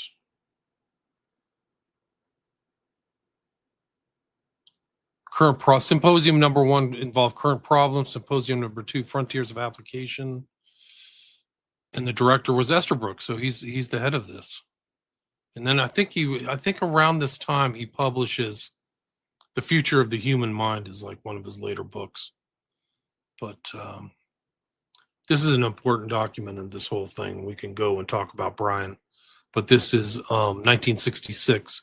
So they just mentioned Robert Kennedy, who would not be killed or assassinated until June 1968. But this is I don't know who sent this to him, but it's a response by G. Edgar Hoover. He says, although I'd like to be of assistance, we have no material regarding hypnosis available for distribution. We have a lot of information, but we're not distributing it. You may, however, wish to refer to the book Legal Aspects of Hypnosis, written by Dr. William J. Bryan Jr. and published by Charles C. Thomas, Springfield, Illinois. The book does cover previous court decisions regarding hypnosis and some actual case experience. G. Edgar Hoover. Hoover knows William J. Bryan. That's what's really, really important, is that Bryan is at least in his attention. Bryan was involved and was at the trial of Jack Ruby by his own admission. I think he admits it in this book, Legal Aspects of Hypnosis, that he says he's literally right there. Wasn't Jack Ruby one of these hypnotized Manchurian candidates? I mean, was somebody went and visited him in jail, and then he Jolly West went in and said right when he was done, he's like, this guy's crazy. Yeah. He's crazy. He was never diagnosed as crazy, but once he got done with West, he was crazy. Yeah. No, I mean, he was a mob guy, but he got shut up. He got, when after Jolly West visited him, he was definitely, he was pretty much annihilated.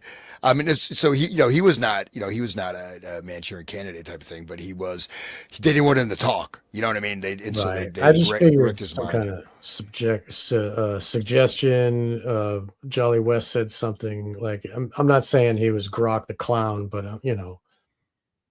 anyone that speaks English can be hypnotized, according to these earlier pages of the document. Jolly, the other thing is that not only did he declare him crazy, it went in through all the papers. So Jolly was esteemed Dr. Jolly West says that Jack Ruby is not of sound mind. So it went you can check those papers in 63 and 64. It's really incredible because Belli's gone to William J. Bryan's hypnotism classes, and Belli's representing Ruby, and then West shows up and Bryan's there too. So he's on the periphery, not periphery. He's like a secondary figure. He's a very important figure. We'll find out, but I'll do, let's see. I don't know who this is from. Let's go to, I have some Bryan slides. This is what William Joseph Bryan looks like. You have the Institute of Hypnosis. He's the consultant on Manchurian Candidate, how we got started in this long journey that began before Charlie Kirk got assassinated in September. So we're almost kind of at the 4-month mark, 5-month mark. He's a big boy. You can see him in the background there. That's William Joseph Bryan conducting one of his many seminars. And he's in the papers, so you see him in the papers, but he's a 300-pound guy. And he kind of infamously said, literally one of my important I forgot what he said verbatim, but essentially he said one of the important parts of my hypnotism practice is to have sex with my subjects. And one of the things I'm going to read from right here is this book, Project Artichoke by David M. Sylvie. And it's also referenced in another kind of mind control author. His name is Al Borelli, who wrote about Olson and also the strange kind of high strangeness around the death of JFK. And he passed away. His books were published by Trine Day, but he really thinks this book is legit. He quotes from this book too. So, but William Joseph Bryan, this was an airliner crash. Danville, for people who don't know, that's the East Bay in Northern California. And it's around where William Joseph Bryan lived, according to this. A lot of things that happened around this book. The subtitle is Zodiac was cover for silencing witness from the RFK assassination. And it presents the thesis that the Zodiac was just a big occult cover for a cleanup after RFK was killed. And then and Sirhan. The allegation made by many authors about the RFK death is that the person who tampered with Sirhan, and the number one subject of tampering with Sirhan is William Joseph Bryan. So he's like the number one guy. But in this, he talks about this event that happens, and this goes back to our earlier discussion of like tampering with submarines or battleships or whatever. But this is on May 7th, 1964. That's very short, but I'll say on May 7th, 1964, Pacific Airlines Flight 773 crashed into the side of a hill near San Ramon. Because of the magnitude of the tragedy and the fact that the smoke from the crash was so bad, the principal of Sunol Glen School, Pete Corona, canceled classes. From Sunol, we could see the smoke from the crash just about 10 or 15 miles north of us. Life magazine ran a big story about the incident with pictures in the May 22nd, 1964 issue. The plane crashed within a couple hundred yards of the big satellite tracking radar dish at the ridgetop in San Ramon, 2 towns north. It was one of the top 10 worst California air disasters at the time and first significant use of hijacking as a terrorist weapon in the United States. Unknown to me at the time, among the 44 victims were San Francisco Police Inspector George F. Lacow, San Francisco's waterfront bar and restaurant owner Paul Marty and their wives. Some years later, Bob Hemphill would reveal to me exactly how and why this plane crashed. And so then he goes into it like, let's see, let me go Bob Hemphill. It's funny. This is the first terrorist plane crash. This is the first terrorist hijacking? First hijacking? significant use of hijacking as a terrorist weapon in the United States, according to this author. According to this author. And then 9/11 was the best one at the end, right? I mean, it's interesting how they started practice with it. Wow. Yeah. So then he goes into this. I got to find this other quote, but he basically says that the guy who we'll see here in a second, he was hypnotized with post-hypnotic suggestion by William Joseph Bryan to conduct this as an experiment to see if he would go through with it. And that's basically the thesis in this book. And it's hard to go through the book because you have to kind of read through it because there's no electronic copies of this. But let me see if I can find that. It goes into a lot. I mean, there's human engineering laboratory. It's a crazy book. It's hard to believe that it's actually real because of all the crazy stuff that is in this. But yeah, the crash, it's just really crazy. Anyway, he goes into it. He lays the blame on William Joseph Bryan, and you'll see this like these imageries and stuff like this. This is like proof, concrete, of what they were insinuating, and like maybe the submarines could have been a bit, but correct. This is like, yep, it really is. This is exactly what they were. So it's great that we have like concrete proof in the papers, instead of their like, bandying about the idea of could it be like, oh, we'd never do that, but this is bad. This is a bad one. 44 people died.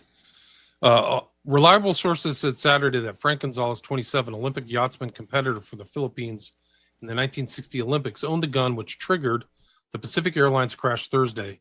He was among the 44 persons killed. Gonzalez reportedly bought the revolver the day before he left for Reno. That's very important. Fact is that he's in Reno. The Civil Aeronautics Board made public the tape recording of the last message radioed from the plane, in which a voice, presumably that of the pilot, said, "I've been shot. I've been shot. Oh my God, help."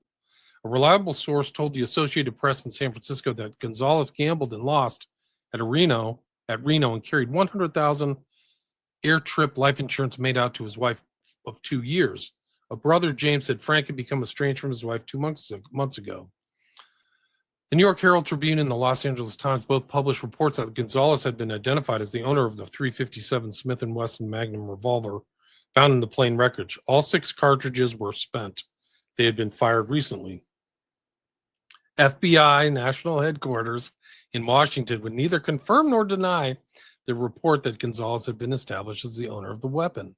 But sources previously said a male passenger was the gunman, that he carried heavy airstrip insurance, and apparently had shot at least one member of the crew. Lee Martin, in charge of the CAB investigation to determine the cause of the crash, we have found no evidence. This is like 1 or 2 days after the crash. However, any criminal investigation was at the hands of the FBI.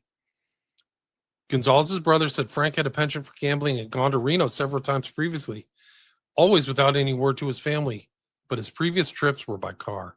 "I never knew what he was doing," brother said, adding Frank kept to himself. He said Frank became separated from his wife. He settled in San Francisco as his adopted home on his way back from the Philippines. Saturday's playback of tape recorded last message from Reno to San Francisco plane did not pin down whose voice cried out, "I've been shot." Is believed to have been Ernest Clark, 53. Let me see. So this is on the bottom right. That is William Joseph Bryan. And this blurb says, Dr. William Joseph Bryan, Cessna 172 Mercy, flying down to Reno after a regular visit to patients at the Gerlach Empire area of Black Rock Desert in Nevada.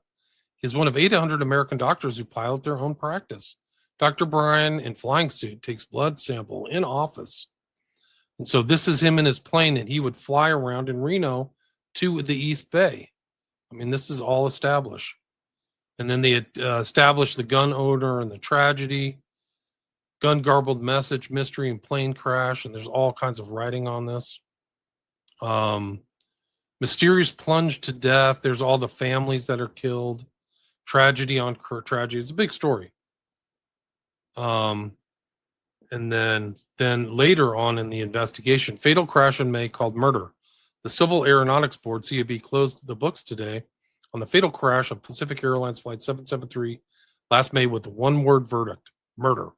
The board's final report on the accident, in which all 3 crew members and 41 passengers died, listed the probable cause as the shooting of the captain and first officer by a passenger during flight. The mid-air murder occurred May 7th when Flight 773, a twin-engine F-27 prop jet, was en route from Reno, Nevada to San Francisco. The CAB report did not contain any new revelations, but it went into considerable detail on the background of the passenger suspected of this shooting, Francisco Paula Gonzalez of San Francisco. Your transmitter is garbled, then violent death struck. It wasn't Flight 77. It was 773. 773. I'm just saying, it's Twin like engine. When I see that, I see the 77 pops out at me. Okay, I don't know if they did that on purpose. May God help me. Tape of doomed pilots' last words. SF men own the gun. So these are the big like newspapers at the time. San Francisco Examiner. It's interesting too because this is supposedly, according to this book, this is a mind control subject, Gonzalez. And then you literally have a picture of William W. Hearst Jr., the owner of the Hearst, whose Patty Hearst will later be involved in a total mind control thing. And there's LBJ too. He knew all this stuff. He's right there. This is literally the first page. And the second page on the San Francisco Examiner from this, and you can just go look this up. The date is May 16th, 1964. Glamour and Danger, close-up of Hoover. He's right there, and there's Gonzalez. That's him. And then, yeah, I thought that was Gonzalez. But they go on with this whole thing. People are orphaned. Reno deal that dealt death. You can read. I don't want to read all these. Gonzalez, he loved to sail, seemed normal. The verdict and air newspapers love crash. this. They're really cranking out the look how tragic, look at the pain, and then Who's that's setting it overseeing up. this? The FBI. They know all these techniques. They know William Joseph Bryan. They're the ones are overlooking. Right. The Tracy couple who walked off ill-fated Pacific Airlines flight 773 at Stockton yesterday will be interviewed by the FBI today in an effort to shed light on the mysterious air crash. I'm not saying they knew it, but these are the people overseeing this. The FBI, who we've established in 30 hours, knew a lot about this hypnotism stuff. There's absolutely none. And it goes all the way to the top. The guys who did the dirty deed. It's oh, we'll cover it up, guys. Sure. There he is. William Joseph Bryan warms up his Cessna for the return to Reno. You notice Black From Rock, this book. Yeah. and that's where they do the Burning Man crap, and that's all mind control operations and testing drugs. He's and all north of that. Reno. That's where the Burning Man is. You're right. Yeah. Right. Yeah. So anyway, that's just I have to go back into this book in greater detail. But Somebody should digitize that. Whoever's got that. Yeah. There are programs that easily make a PDF out of a book. They just got to scan it. That's. Anyway, I hope we go they back do, here. because I want There's to William download it. Joseph Bryan. Well, Let me see if I can. Why don't you guys read this? Let me see if I can find this. okay. Yeah. I kind of went through a lot of these missives. So some are interesting, but there's several of them. He sends out the William Joseph Bryan's book to multiple people instead of sending out the fingerprinting book. So he likes his book. He's sending it out to people that write to request information. There's some students writing to him. There's a high school student. But this one, and then he's another one. This is, if you go to page 374, he's sending out again another copy, legal aspects of hypnosis. So he really likes his book, right? So he's sending it out. He sent it out to the sophomore in high school, actually. Wow. So, but this is the one I think, and just not to spoil the fun, but as the documents go on, primarily it's looking at posse comitatus, use of military doctors and military personnel in conjunction with FBI and hypnosis. So most of this is going back and forth as this violate posse comitatus, right? So towards the end of the document. But this one is quite interesting. This is page 377. Hold on, let me. Sorry to go break ahead. in. Let me read Sure, it. man. I found the reference. Please. I apologize. So this just to finish up on William Joseph Bryan and this crash. According to this book, Project Artichoke, Hemphill stated that they recruited Gonzalez in San Francisco with filmed adolescent sex, then used blackmail to help program him with poison and hypnosis at the Santa Rita farm, which is in the East Bay. Bob told me that Gonzalez was prepared by Bryan to crash the Reno to San Francisco bound commercial airliner into a satellite tracking station. Gonzalez was drugged while at the Palace Hotel in Reno. Then after a stop in Stockton was triggered when the plane started to descend near North Livermore Valley, which just coincides with the people who got off the plane at Stockton that I just mentioned, if you recall. According to the accident report, investigators discovered that Gonzalez had advised both friends and relatives that he would die either on Wednesday, May 6th or Thursday, May 7th. He referred to his impending death on a daily basis throughout the week preceding the incident. When the Fairchild F-27A with 43 other people started to descend over the safe house in mysterious ground-based wire antennae, Gonzalez, fully triggered, pulled out his gun, entered the cockpit, and shot the pilot, Ernest Clark. At 6:48 p.m., the aircraft radioed its last message. First Officer Raymond Andrus was heard saying, "Skipper shot. We've been shot, trying to help." Pacific Airlines Flight 773 actually flew over the Santa Rita farm. It's part of the book. It's like a mind control farm. Santa Rita farm and crashed into the side of a hill near San Ramon. Bob suggested the whole terrifying tragedy was filmed from the safe house. We film everything. So like a snuff film, they filmed it. Like the guys from Zodiac or Sons of Sam. This is the 60s. 64. Of the 44 people killed was San Francisco Police Inspector George F. Lacow. According to Hemphill, Bryan harbored a deep-rooted hatred for the SFPD and Lacow personally because of an argument that took place in the bar at the waterfront restaurant. According to Bob, they had to close the safe house at 225 Chestnut Street in San Francisco's North Beach. This is Midnight Climax. If you remember the story of Midnight Climax and all those stories with George White and Gittinger, this Brian is tangentially associated with us. And 225 Chestnut, if you read these other stories of the Midnight Climax, for people who know, it's in the North Beach. This is confirmed. So this book is like accurate on certain things. I don't know. It's pretty well. Because of local here concerning crime and complaints about reported adolescent prostitution. Hemphill further stated that days after the National Guard left the crash site, Brian celebrated the evil with a black mass. Ooh. Bob made sure that we knew that they could do this to anyone. Bob harassed Arlene at the painting party the same way. Brian can make you do anything, make you kill that baby. This was followed up with the unexpected arrival and personal appearance of Dr. Brian for Leverage. He's a big boy. He's like over 300 pounds. You know, That's the story. So this whole really thing, crazy. It's funny. Like the guy who flew the plane, they got him with blackmail of underage girls. I mean, like, what is Epstein doing? You know, what were they doing in Eyes Wide Shut in the Rainbow Room? Like, you know, what? This is the operation. That's how they get you. Operation, right? That's how they get you, man. It has a ring of truth to it, so you have to take it with a grain of salt. Anything. Book is. I mean, it's probably when you find out these books are fringe books, it's probably they're super important. We know the FBI suppressed really important books. They would take books out of libraries. You have to remember, like Hoover they presented themselves as a law enforcement, but they were almost like reality shapers.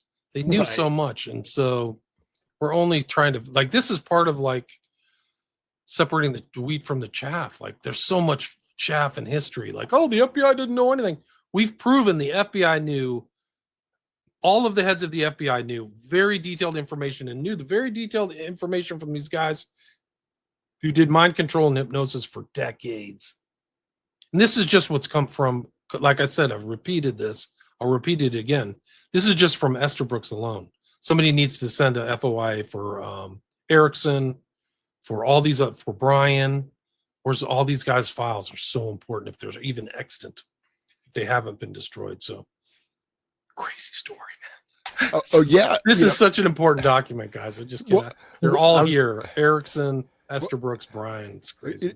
Thank you, William, for bringing this. Yeah, great. That's awesome, because the couple this next letter, and then I don't know if we need to go through it. There's all this stuff of requisitions for audio recording. There's all this stuff for the video stuff, but this one, there's some allusions to it, and just to bear in mind for everybody, how much stuff was done in the 30s, and then it just kind of becomes very thin. You know, we had like 10 years, and there's not much there. But so this one is quite interesting, and this talks about frequency induction. Okay. And so that it's quite possible, using electronic means as well as, hypnotic command triggers, right? Where he's flying the plane over that. So, so this is, if you don't mind, would be page 377, or my 377, Leggett Bond. Do you see that?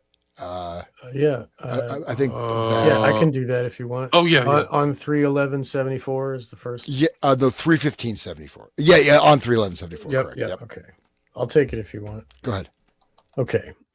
On 311, Leggett Bond, Director, FBI, redacted.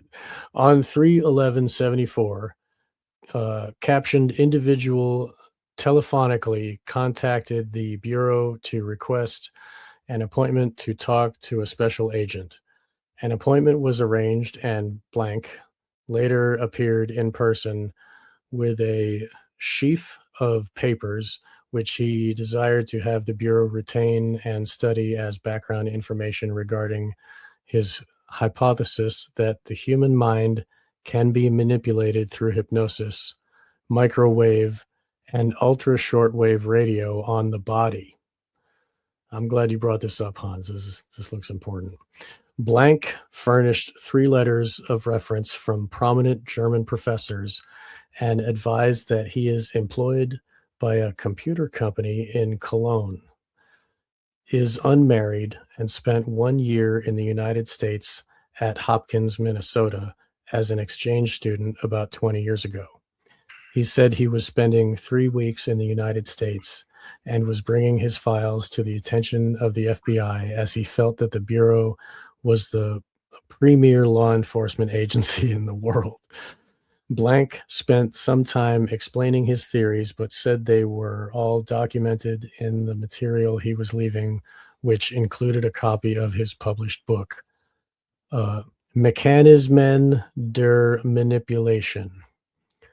That's the title of the book. Blank explained that he has been interested in mind manipulation for many years and advised that when he attended the Free University in Berlin, he was a student activist for liberal causes, but has always been anti-communist.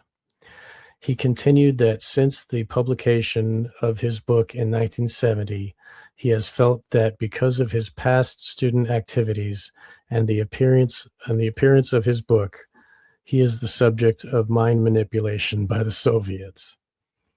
A portion of blank material makes reference to a news article which received wide dissemination in May 1972 to the effect that the Russians had used microwaves against the American embassy in Moscow in order to cause psychological damage to the American diplomats. It reminds me of the Cuba thing too, the clicking noise. The Havana syndrome. Right.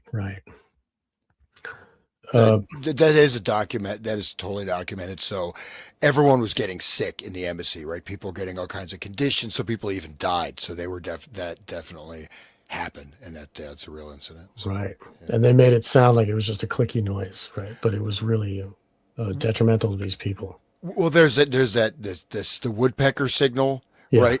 But then this was where, and this was, I think, over a period of a year or two, the American embassy in Russia was actually blasted with these frequencies. So it's sort of like what recently happened in Cuba, right? But then people, Right. there are all kinds of, memory loss, hair loss, even like I said, even death. I mean, so Wow. that's absolutely factual. So yeah. It's amazing how they can cause hair loss even. Okay, going on. Another reference is made to blank. Okay, this letter to Bonn I'm regarding sure it's blank. Solzhenitsyn. It's because he wrote the Gulag Archipelago. Right. Very integral book. Everybody should read that. Okay. Another reference is made to Solzhenitsyn and his book, The Gulag Archipelago, wherein he states that absolutely reliable is the report that the NKWD maintained a school for hypnosis in the 30s. Wow, incredible. I got to find that reference. Blank continued that his purpose in leaving this material with the Bureau was to have the appropriate persons read over and digest it, thereby being in a position to counteract it and be able to tell others how to counteract it. The material consists of 4 folders labeled as follows: background information, experimental investigation, references, publications.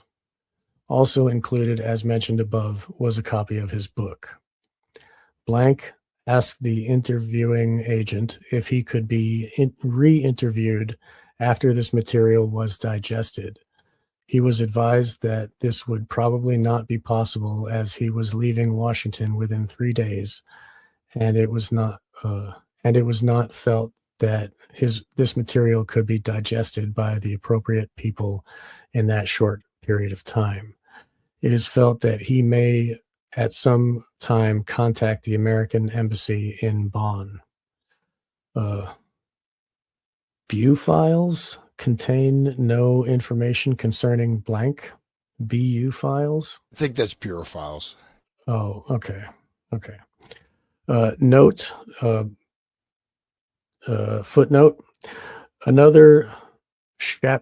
although Shapitz feels that he is the subject of a psychological attack. So that's his name, Shapitz. It was redacted above, but okay. SCHAPITZ feels that he is the subject of a psychological attack by the Soviets. He is extremely well-spoken, speaks fluent English, and does not give the impression of being aberrant.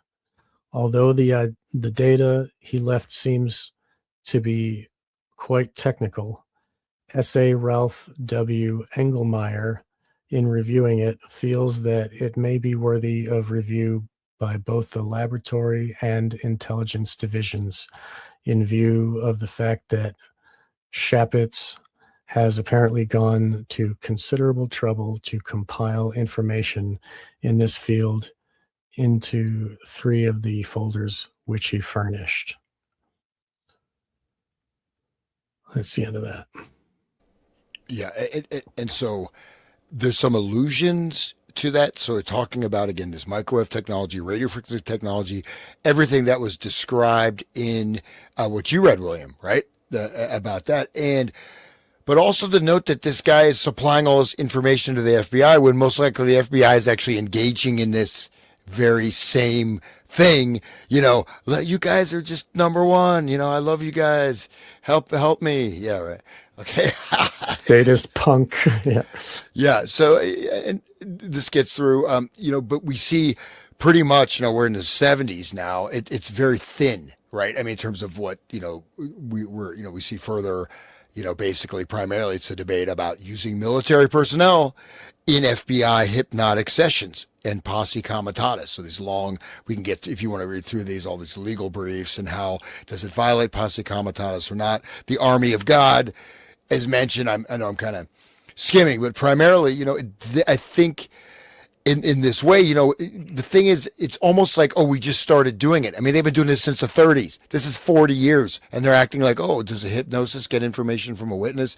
You know what I mean? So I think, to a certain extent, you could say that some of this is not necessarily a cover-up, but it's like they're using hypnosis way before, this, and they're acting like, we're just discovering the use of hypnosis for witnesses. But we just got to do some more tests, guys. Just keep giving money. Let's see. Can you read the next one by William S. Kroger, William Saul Kroger? I've got some screenshots for Which you. page is that? It's the one right after hypnosis and truthfulness.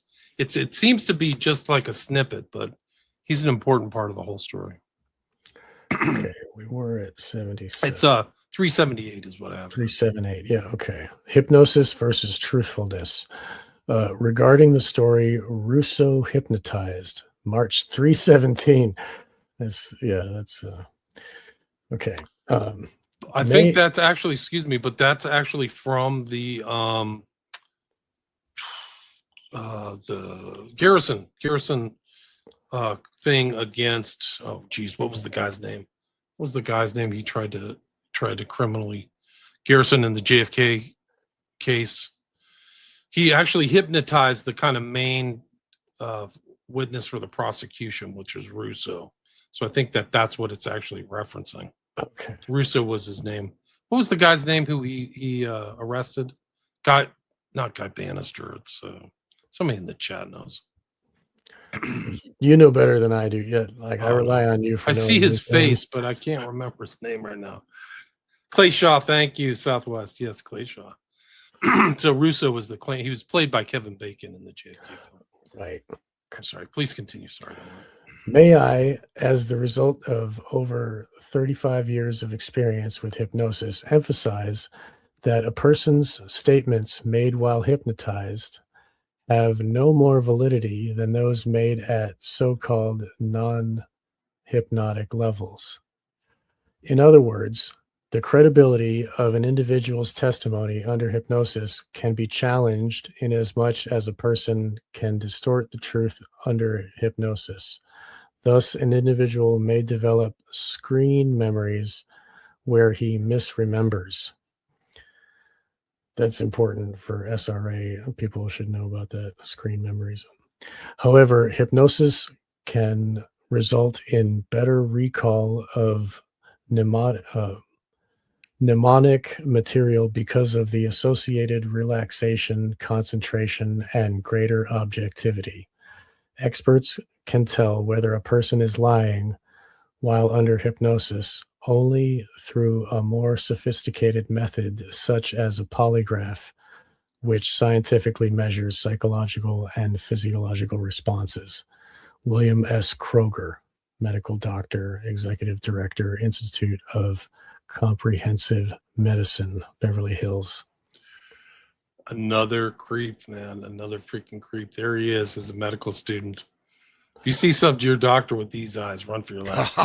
That guy's like, whoa. Yeah.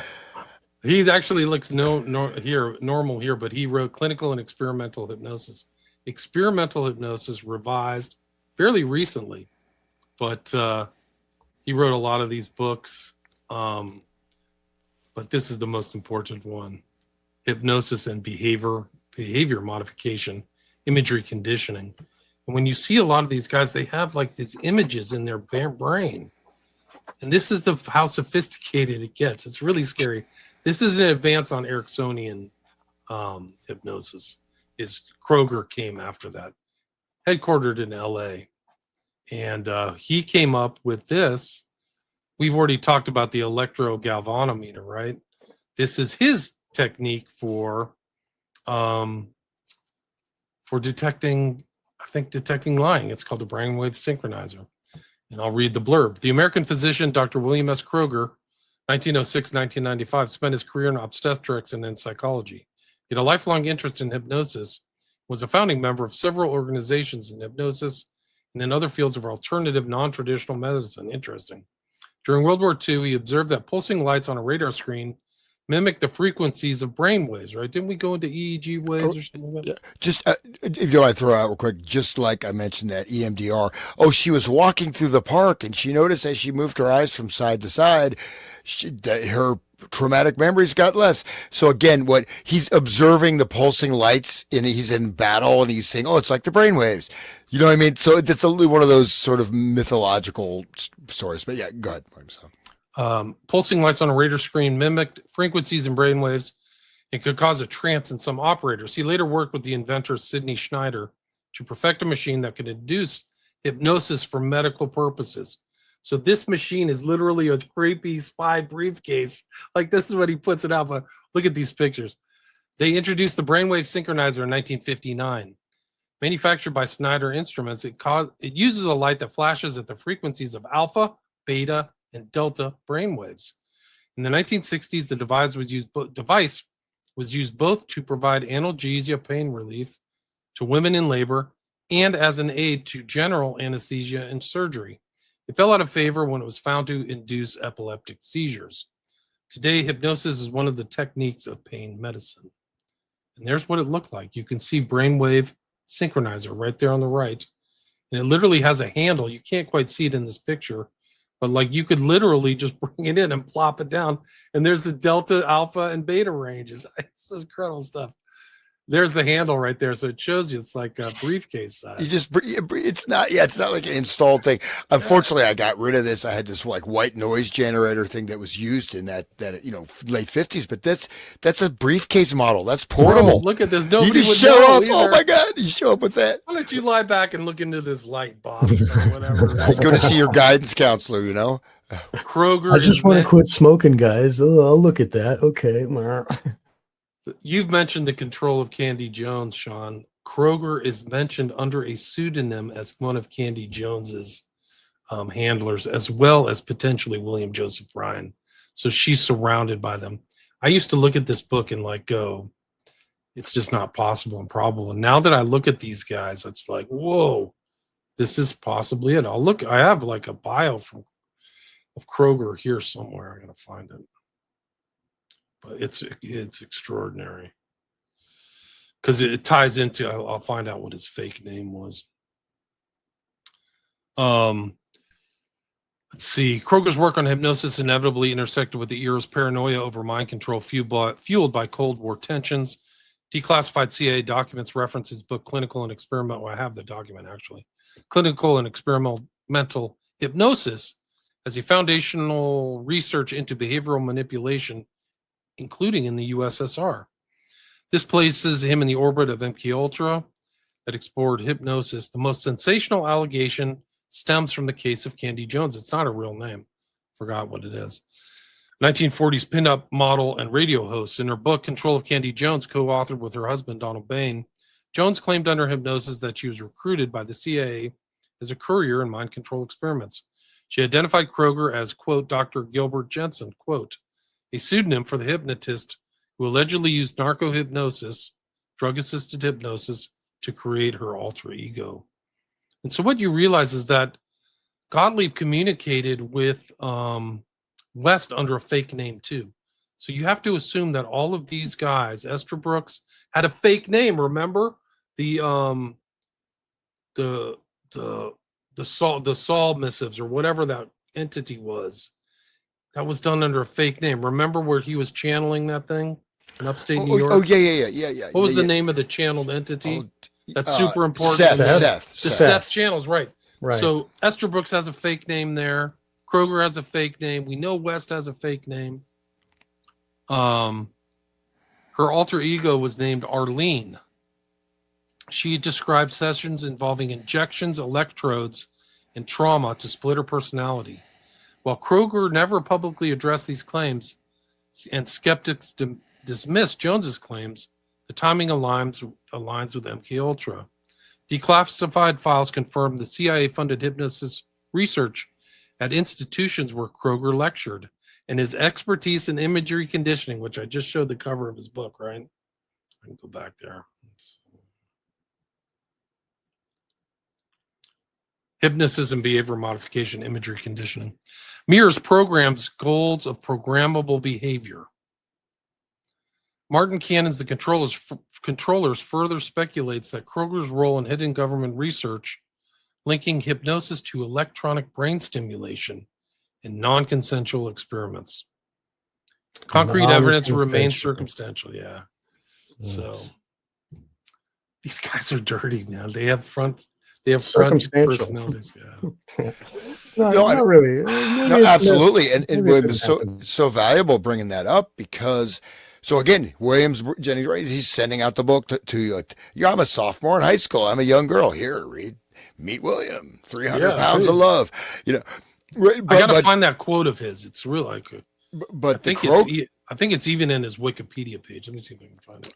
But what you see is that, again, they started this in the 30s. As this document, we're getting towards the end, this stuff they have vast resources. They have, and it's not like this stuff was, even at the very beginning, this electric light, electronic simulation, they're trying all these different methods, right? So that brainwave synchronizer is obviously pretty advanced, but then you got the merry pranksters and the psychedelic light shows using a lot of this advanced hypnotic technology, right? At the early, Walter Penfield and all those guys, early stroboscopic photic driving, as I've mentioned, is one of the earliest things that was looked into. But you have this whole plethora. You've got drugs, you've got, linguistic, lexical hypnosis, you have all kinds of stuff, right? And even these like facial tics that are programmed in so you can read a person. So there's so much is there. And, I think, we could, a little bit deeper, you start pulling the stuff apart. You see, probably they are, Esther Brooks is talking about in the 30s they're talking about hypnotizing people to commit crimes, right? They're talking about information couriers. They're talking, and then look at that police document where they're talking about very advanced levels of hypnosis, right? And now you're here in the 70s. Oh, can we use hypnosis to interview suspects? How does it work? Will it work? So, So I think that there's a lot there. And again, this is a precursor to tie these threads into MKUltra. So it is. This document is going to be people in anything it'll have to show up. I will see if they'll give us credit for doing the work we did because this document's so important. But Kroger is really something else. The quote that Brian said about having sex with his patients is, I just lost it again. Shoot. He said to Playboy in '64, "I enjoy variety and I like to get to know people on a deep emotional level. One way of getting to know people is through intercourse." Whoa. And he's talking to Playboy, dude. Yeah, like it's in a Playboy interview. But I mean, Um, Playboy uses that. I mean, those models are often victims of this type of treatment, like Marilyn Monroe famously, and she was their first copy. That Playboy #1 was Marilyn Monroe. So here's another one, Kroger and crime. I'll try to do more research for our next show because this is kind of interesting because it ties into, I'm pretty sure this influenced the Eastwood film, the first Dirty Harry. I could be wrong. But it's a famous story in California. The youngsters and the drivers were kidnapped in a bus. They were driven to a gravel quarry 100 miles away and forced into an abandoned trailer truck buried 6 feet underground. 16 hours later, the captives managed to dig themselves out and were soon rescued. The FBI quickly interrogated them, but found no answer to the question, who are the abductors? To help crack the case, the Bureau called in William S. Kroger. So these guys are known to the FBI, an authority on medical hypnosis. Kroger sat with Chowchilla bus driver Ed Ray in a Fresno motel room and told him to fix his eyes on a spot on the wall and breathe deeply. 20 minutes later, Ray was under hypnosis. Dr. Kroger then led him through a playback of the kidnapping. The ploy worked. The driver was able to recall all but one digit of the license plate on the kidnapper's white van. The information helped authorities track down 3 suspects who go on trial later this month. A successful tool. Though the FBI says it uses hypnosis sparingly, mesmerizing consenting witnesses is on the increase as a police investigative tool. The Los Angeles Police Department has worked with the technique since 1970. Noting the U.S. Kroger and 9 other medical hypnotists trained 14 LAPD officers in the technique, which dates back at least to ancient Egypt, says LAPD Captain Richard Sandstrom, who is currently evaluating the work of the force's new Svengali squad. Hypnosis gives utterly fantastic results. This squad, that's quite telling, right? Wow. It's funny. It all goes back to ancient Egypt. Do you remember that hierarchical system where there was a king leader and then there was the serfs under him that had to, be like subject to the king? And how many people in history have been subjected to this stuff? Yeah, like right. they say that the Egyptians got the idea of that because the snake, the cobra hypnotizes its victim before it kills them. Like it stares them down or whatever. Right. Anyway, it's crazy. This document's incredible. Anyway, I'm going to go through some of these comments. Yeah, comments, please. That's great. So do you guys think Donald uses hypnosis when he talks with his hands? What do you guys think? I did a lot of work on gesture analysis, in speech. So there's a tremendous amount there of, you can actually get. There's even, ways to track. In fact, I have this whole program, that I use. You can look all these different variables, linguistic variables, situational, this and that, what type of gesture, tracking the gesture related to word, diction, intonation, word emphasis, et cetera, et cetera. Very potentially. I mean, most people, the communication with gesture is done, it just kind of is another level of communication, the way people move their hands, right? And it can add a lot, but I mean, absolutely. And it is something really, in fact, I did this more just for like academic stuff. It would be kind of fun to take that thing. You can do time code tracking, and actually with all the different, variants, you can get a lot of information and directly correlate. If he is using hypnosis, I could find out quite easily. And there's, yeah, so it's possible. The thing is, stuff that can be very subtle, like timing, periodicity, which means, something occurring over time. As I mentioned, informational content, situational embeddedness, all these things kind of factor in. But that'd be an interesting thing to check out. Maybe maybe next show I'll do a little analysis of Donald. Do some research. Yeah. Hopefully ICE doesn't come. Deport me back to Somalia. There's a Juba daycare down for my house, so that maybe they'll send me there. Leering center. Is there a Leering center? It's a Leering center. They have this like creepy green frog on their bus. It's like, I don't want to get in that bus. Juba. They also like Juba groceries. Anyways, but maybe I'll get picked up by them if I. But yeah, no, it's good to look into. But I think, no, but you can see like someone like Trump very easily could be doing type of Ericksonian hypnosis, right? And you can see it a lot in type of public speakers, public figures. But then you're looking at also, again, media placement.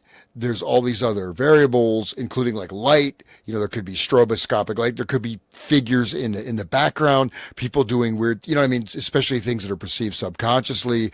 People making certain gestures out of frame that your unconscious mind is seeing every single thing, right? But you're not consciously perceiving it. So that would be an interesting study. Yeah. Armchair Assassins says, appreciate all the work you guys are doing. Sorry for the off-topic question. What happened to all your Visigoth epilodes? They're not disappeared. They're on Spreaker somewhere. There's about 6 or 7 archives. There's probably over 800 or 900 episodes now. And they're actually now being transported onto YouTube. So you can go type in William Ramsey Investigates on YouTube and listen to them there, or you can listen to them through Spreaker. So they are there. A little comment on Trump, just saying that he represents the ego ideal, doesn't he? And everybody is infantilized and they haven't grown up, and then they look at Trump like he's the alpha monkey. Isn't he being that character, with his boisterous, alpha male energy, and everybody just follows along. Oh yeah, grab him by the pussy, whatever. It's just, that's what they do. Like, that he's created this idea of like what manliness is, and like you wear a red hat to be tough guy. It's really weird.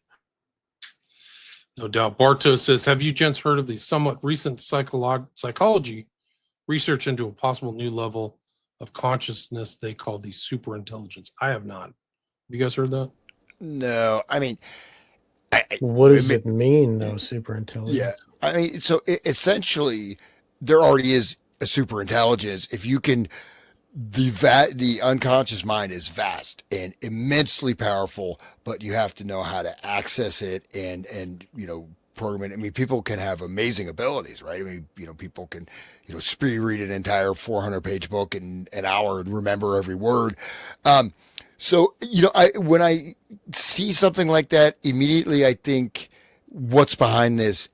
Just because of the permeation I mentioned, like second order cybernetics into so many disciplines of psychology. And I'm not, it's coming from the top, like a pyramidal drop down structure. People may not even know they're doing that, but there's so much embedded in so many therapies that are actually just, they're just recreating things. They're creating internal cybernetic loops. They're doing all kinds of stuff. So, but I'd have to look into it. It just seems like, people have talked about, the Buddha talked about superintelligence. That's about 3,000 years ago. So it's not that, it doesn't seem that new to me, but maybe it is, maybe if you buy the Trump phone for $500, yeah, he sold 600,000 and no one has got one yet. You got to get the Trumpy bear. You remember that? No, I love Trump. I'm sorry, Donald. I'm sure you do. I know you're watching, Donald. Thumbs up. Of course. Through Palantir, he's watching everything, guys. Right, yeah. Yeah, that's funny. No, Somebody asked, what about hypnosis? Highview asked. You guys want to answer that? Either of you? Go ahead. I can answer it, but please do. okay. Dehypnosis. So this is the difficulty is that the recognition of the light trance state to be able to catch yourself or mind, like when you kind of go blank, you kind of start doing things kind of robotically, you're suddenly doing something, it's you're going to go into a state of sort of unconsciousness, but there's going to be a trigger. If you could start to catch that or track that, I mean, people space out all the time, this and that, but there's going to be either types of images, types of, especially internal dialogue, this kind of thing. So it's kind of a complex topic, but yeah, absolutely. You can, you just have to come from outside of that, right? So you have to come from outside what you call your normal conscious framing, because your consciousness is going to be inserted into this field, right? Your consciousness has sort of a filtering. The reticular activating system is sort of creating your reality. So you have to be able to step back from that. But yeah, certainly it certainly can be done.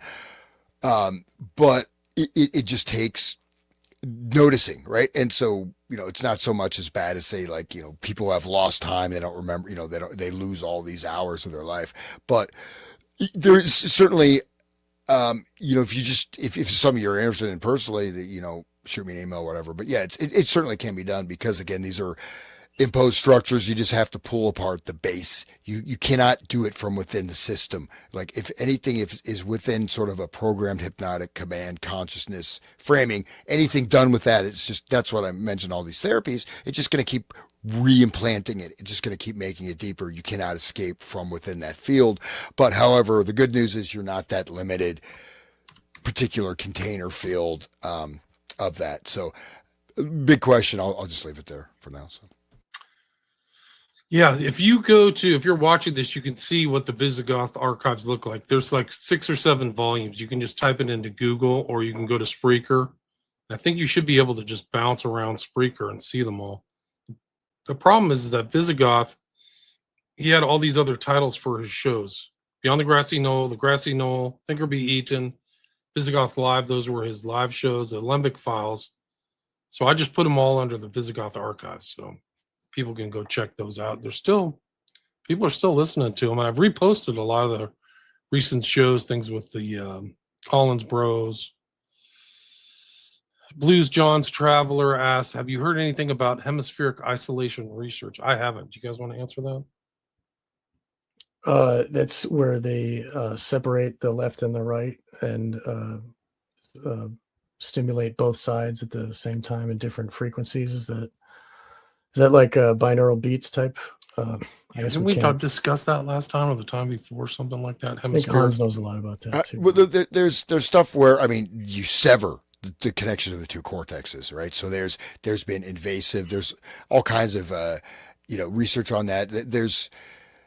Specifically that's I don't know exactly what they're referring to, but yeah, there's a variety of things on that. But this includes pretty hardcore things. Even the Soviet Union, what this part of the brain does, so just cut it out, see what happens. So but there are ways to stimulate hemispheres. But I want to say the super intelligence, I just looked that up. So this is where the AI completely surpasses humanity. It makes everything is integrated. All of your decision making, all of your behavior is going through the AI. Human identity and selfhood, creating digital clones, virtual therapists. So yeah, it sounds pretty. So super intelligence, if that's what I'm talking about, 1138. It's like basically you can't even take a piss without asking the AI. It sounds pretty rough. I certainly hope that doesn't happen. One thing about the split brain, Kerry Olahe talks about with the programmers, the SRA programmers have a specific type where they will sever the left from the right and they program each one separately. And the Reich Sadler, the double-headed eagle with the crown above, is symbolism which relates to that phenomenon, and it's a trigger also for people that are programmed to for their internal loyal alters that are loyal to the crown and the hierarchy to take over. But that split brain is a technique, a specific one of the ways of programming that they use. This one document, I meant to bring this up about Kroger, and this is also for you, Hans. It's parapsychology in the USSR. We did that whole long show on Soviet cybernetics. This is really interesting. But I think at the very end, they mention Kroger somewhere here. I think it's... Yeah, no, there it is. Okay. Medical hypnosis is used intensively in the art of the USSR. Primary work, chemical and experimental hypnosis by William S. Kroger, serves as the groundwork for the basis of corresponding intended research. So that's pretty interesting. I can send that's a CIA proof release. Yeah, no, that I mean, so there's actually I think there's several books. There's one I think in the '70s, like psych research in Soviet Union. Yeah, they were far ahead and they started in right about the beginning of the Soviet Union, and they had that was one of the main you know they didn't really care if people ate food, but let's go research that. Yeah, so they had very very advanced research over 60 years, 70 years, and far generally speaking, the United States was, just catch up. So that, yeah, I mean, even like that, the remote viewing and stuff. I mean, it's quite extensive, and that it's actually a fascinating topic. But yeah, so that it says here the Russian scientists and lady have been researching various parapsychological phenomena for decades before the 1917 October Revolution. That's wild. Okay. Before. So that. If only we had those documents. Mid 19th century. Bro, well, okay, wait till I break out my Rasputin materials. You guys are your mind is gonna go. Is that document we did in the show? No, I got something way better for you. No, I mean this document. What is that? I meant to reference this because it had Kroger in it. I referenced it in the materials where it said Kroger was influential in Russia. And then this is the document that proves that it was because they're referencing him. So 1850s. So that, wow. Okay. That's new. Mid 19th century. Right. This is, I don't know where the CIA document comes from. Guys, I think I'm pretty much spent. I feel like I've been sitting here for 3 hours because I've been sitting here for 3 hours. Thanks to everybody for listening. Epic. Yeah. 180 live listeners. Great comments in the chat. So kudos to the chat. Hats off. If I had a hat, I could put a hat on, I guess, and take it off to you. Let me see. I can put my dumb LA hat on. So let's go. Hats off to everybody. Hats off to Sean and Ons. Thanks everybody for listening. I know it's not my show, but hey, thank you, William. I'm throwing in the towel. I should throw in the towel too. I was pretty tired. I was like, man, I could before we started, I can just go to sleep.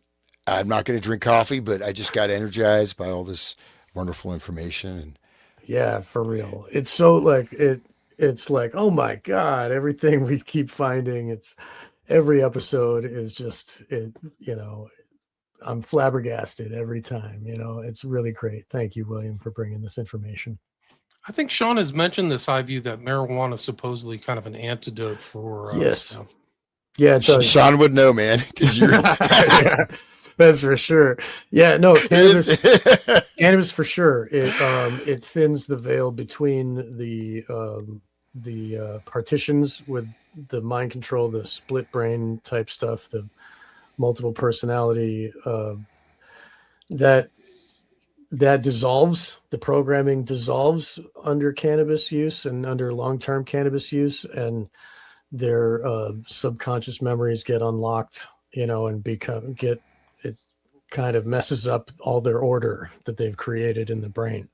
So, it stops the dreaming.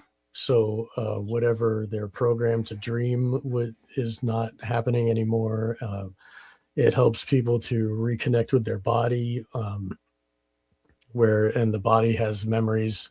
So there's a lot to the cannabis relation to that, and people should look into that and see where it goes. You'll learn a lot. Yeah, great. William, please send me that CI document you wrote. I'll send it to you right now.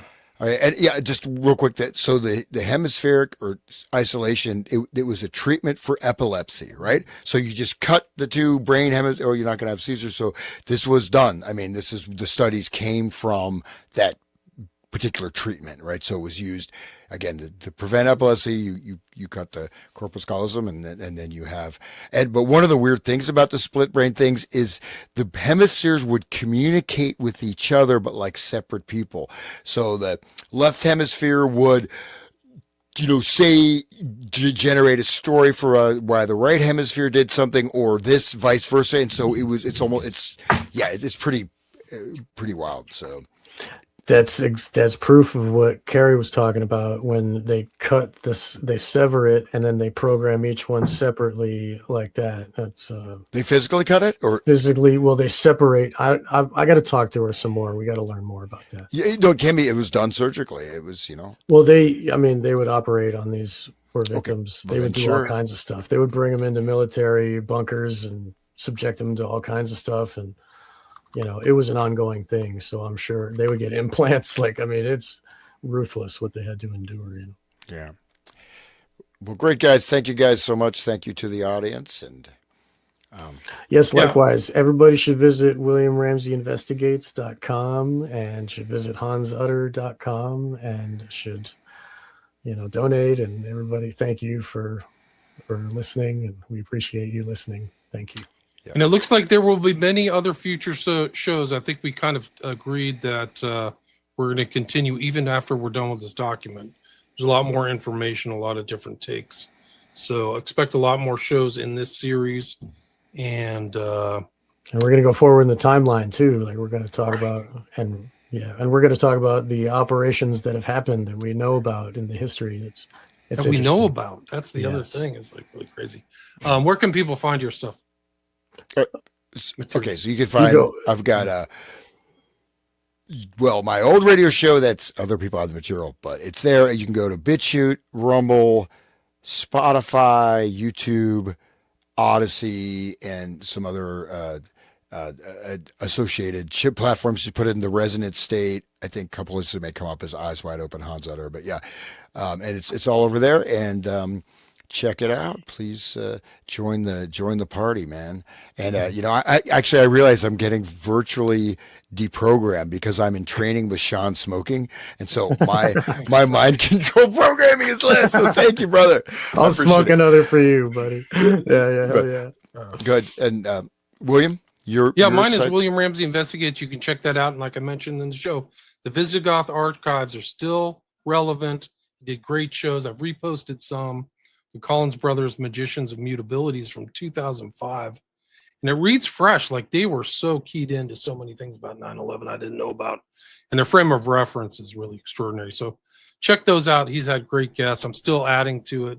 I had to go back through, and some of them aren't up because he didn't care about copyright at all. So I have to take out some of the old songs and things like that. But you can find them. Most of the ones, Spreaker doesn't seem to care as much. So if you go to Spreaker and type in the Visigoth Archives, Volume 1, 2, 3, 4, 5, 6, 7, you'll find them. I just separated them in 150 parts because there's so many, it just seems easier to go through them. And I haven't really even, cataloged them all correctly, which I really should do, but time willing. But and then Sean is Wake the Dead, right? Your podcast. Yeah. So where do we find your work? Yeah, Wake the Dead. I post everything at onegreatworknetwork.com/Sean-McCann. And you can find me. It's, Wake the Dead. It's Spotify and Apple and Google and, all of those. And also Odyssey and BitChute and Rumble and sometimes YouTube. So today we're streaming on YouTube. So you can find Wake the Dead all those places. And yeah, by the way, I want to say I'm on the same network with Sean. That's right. I have gotten it up and running. It's getting there. So I just have to add it to my list of where I'm posting stuff. So Right. One Great Network, Hans Utter or something. Yeah, onegreatworknetwork.com/Hans-Utter. That's right. That's what it'll be. Yeah. It All right, was. guys. Till That's next great. time. Thank you 50's again. down. Bye bye. We'll see you next All the time. best. Peace. Bye-bye.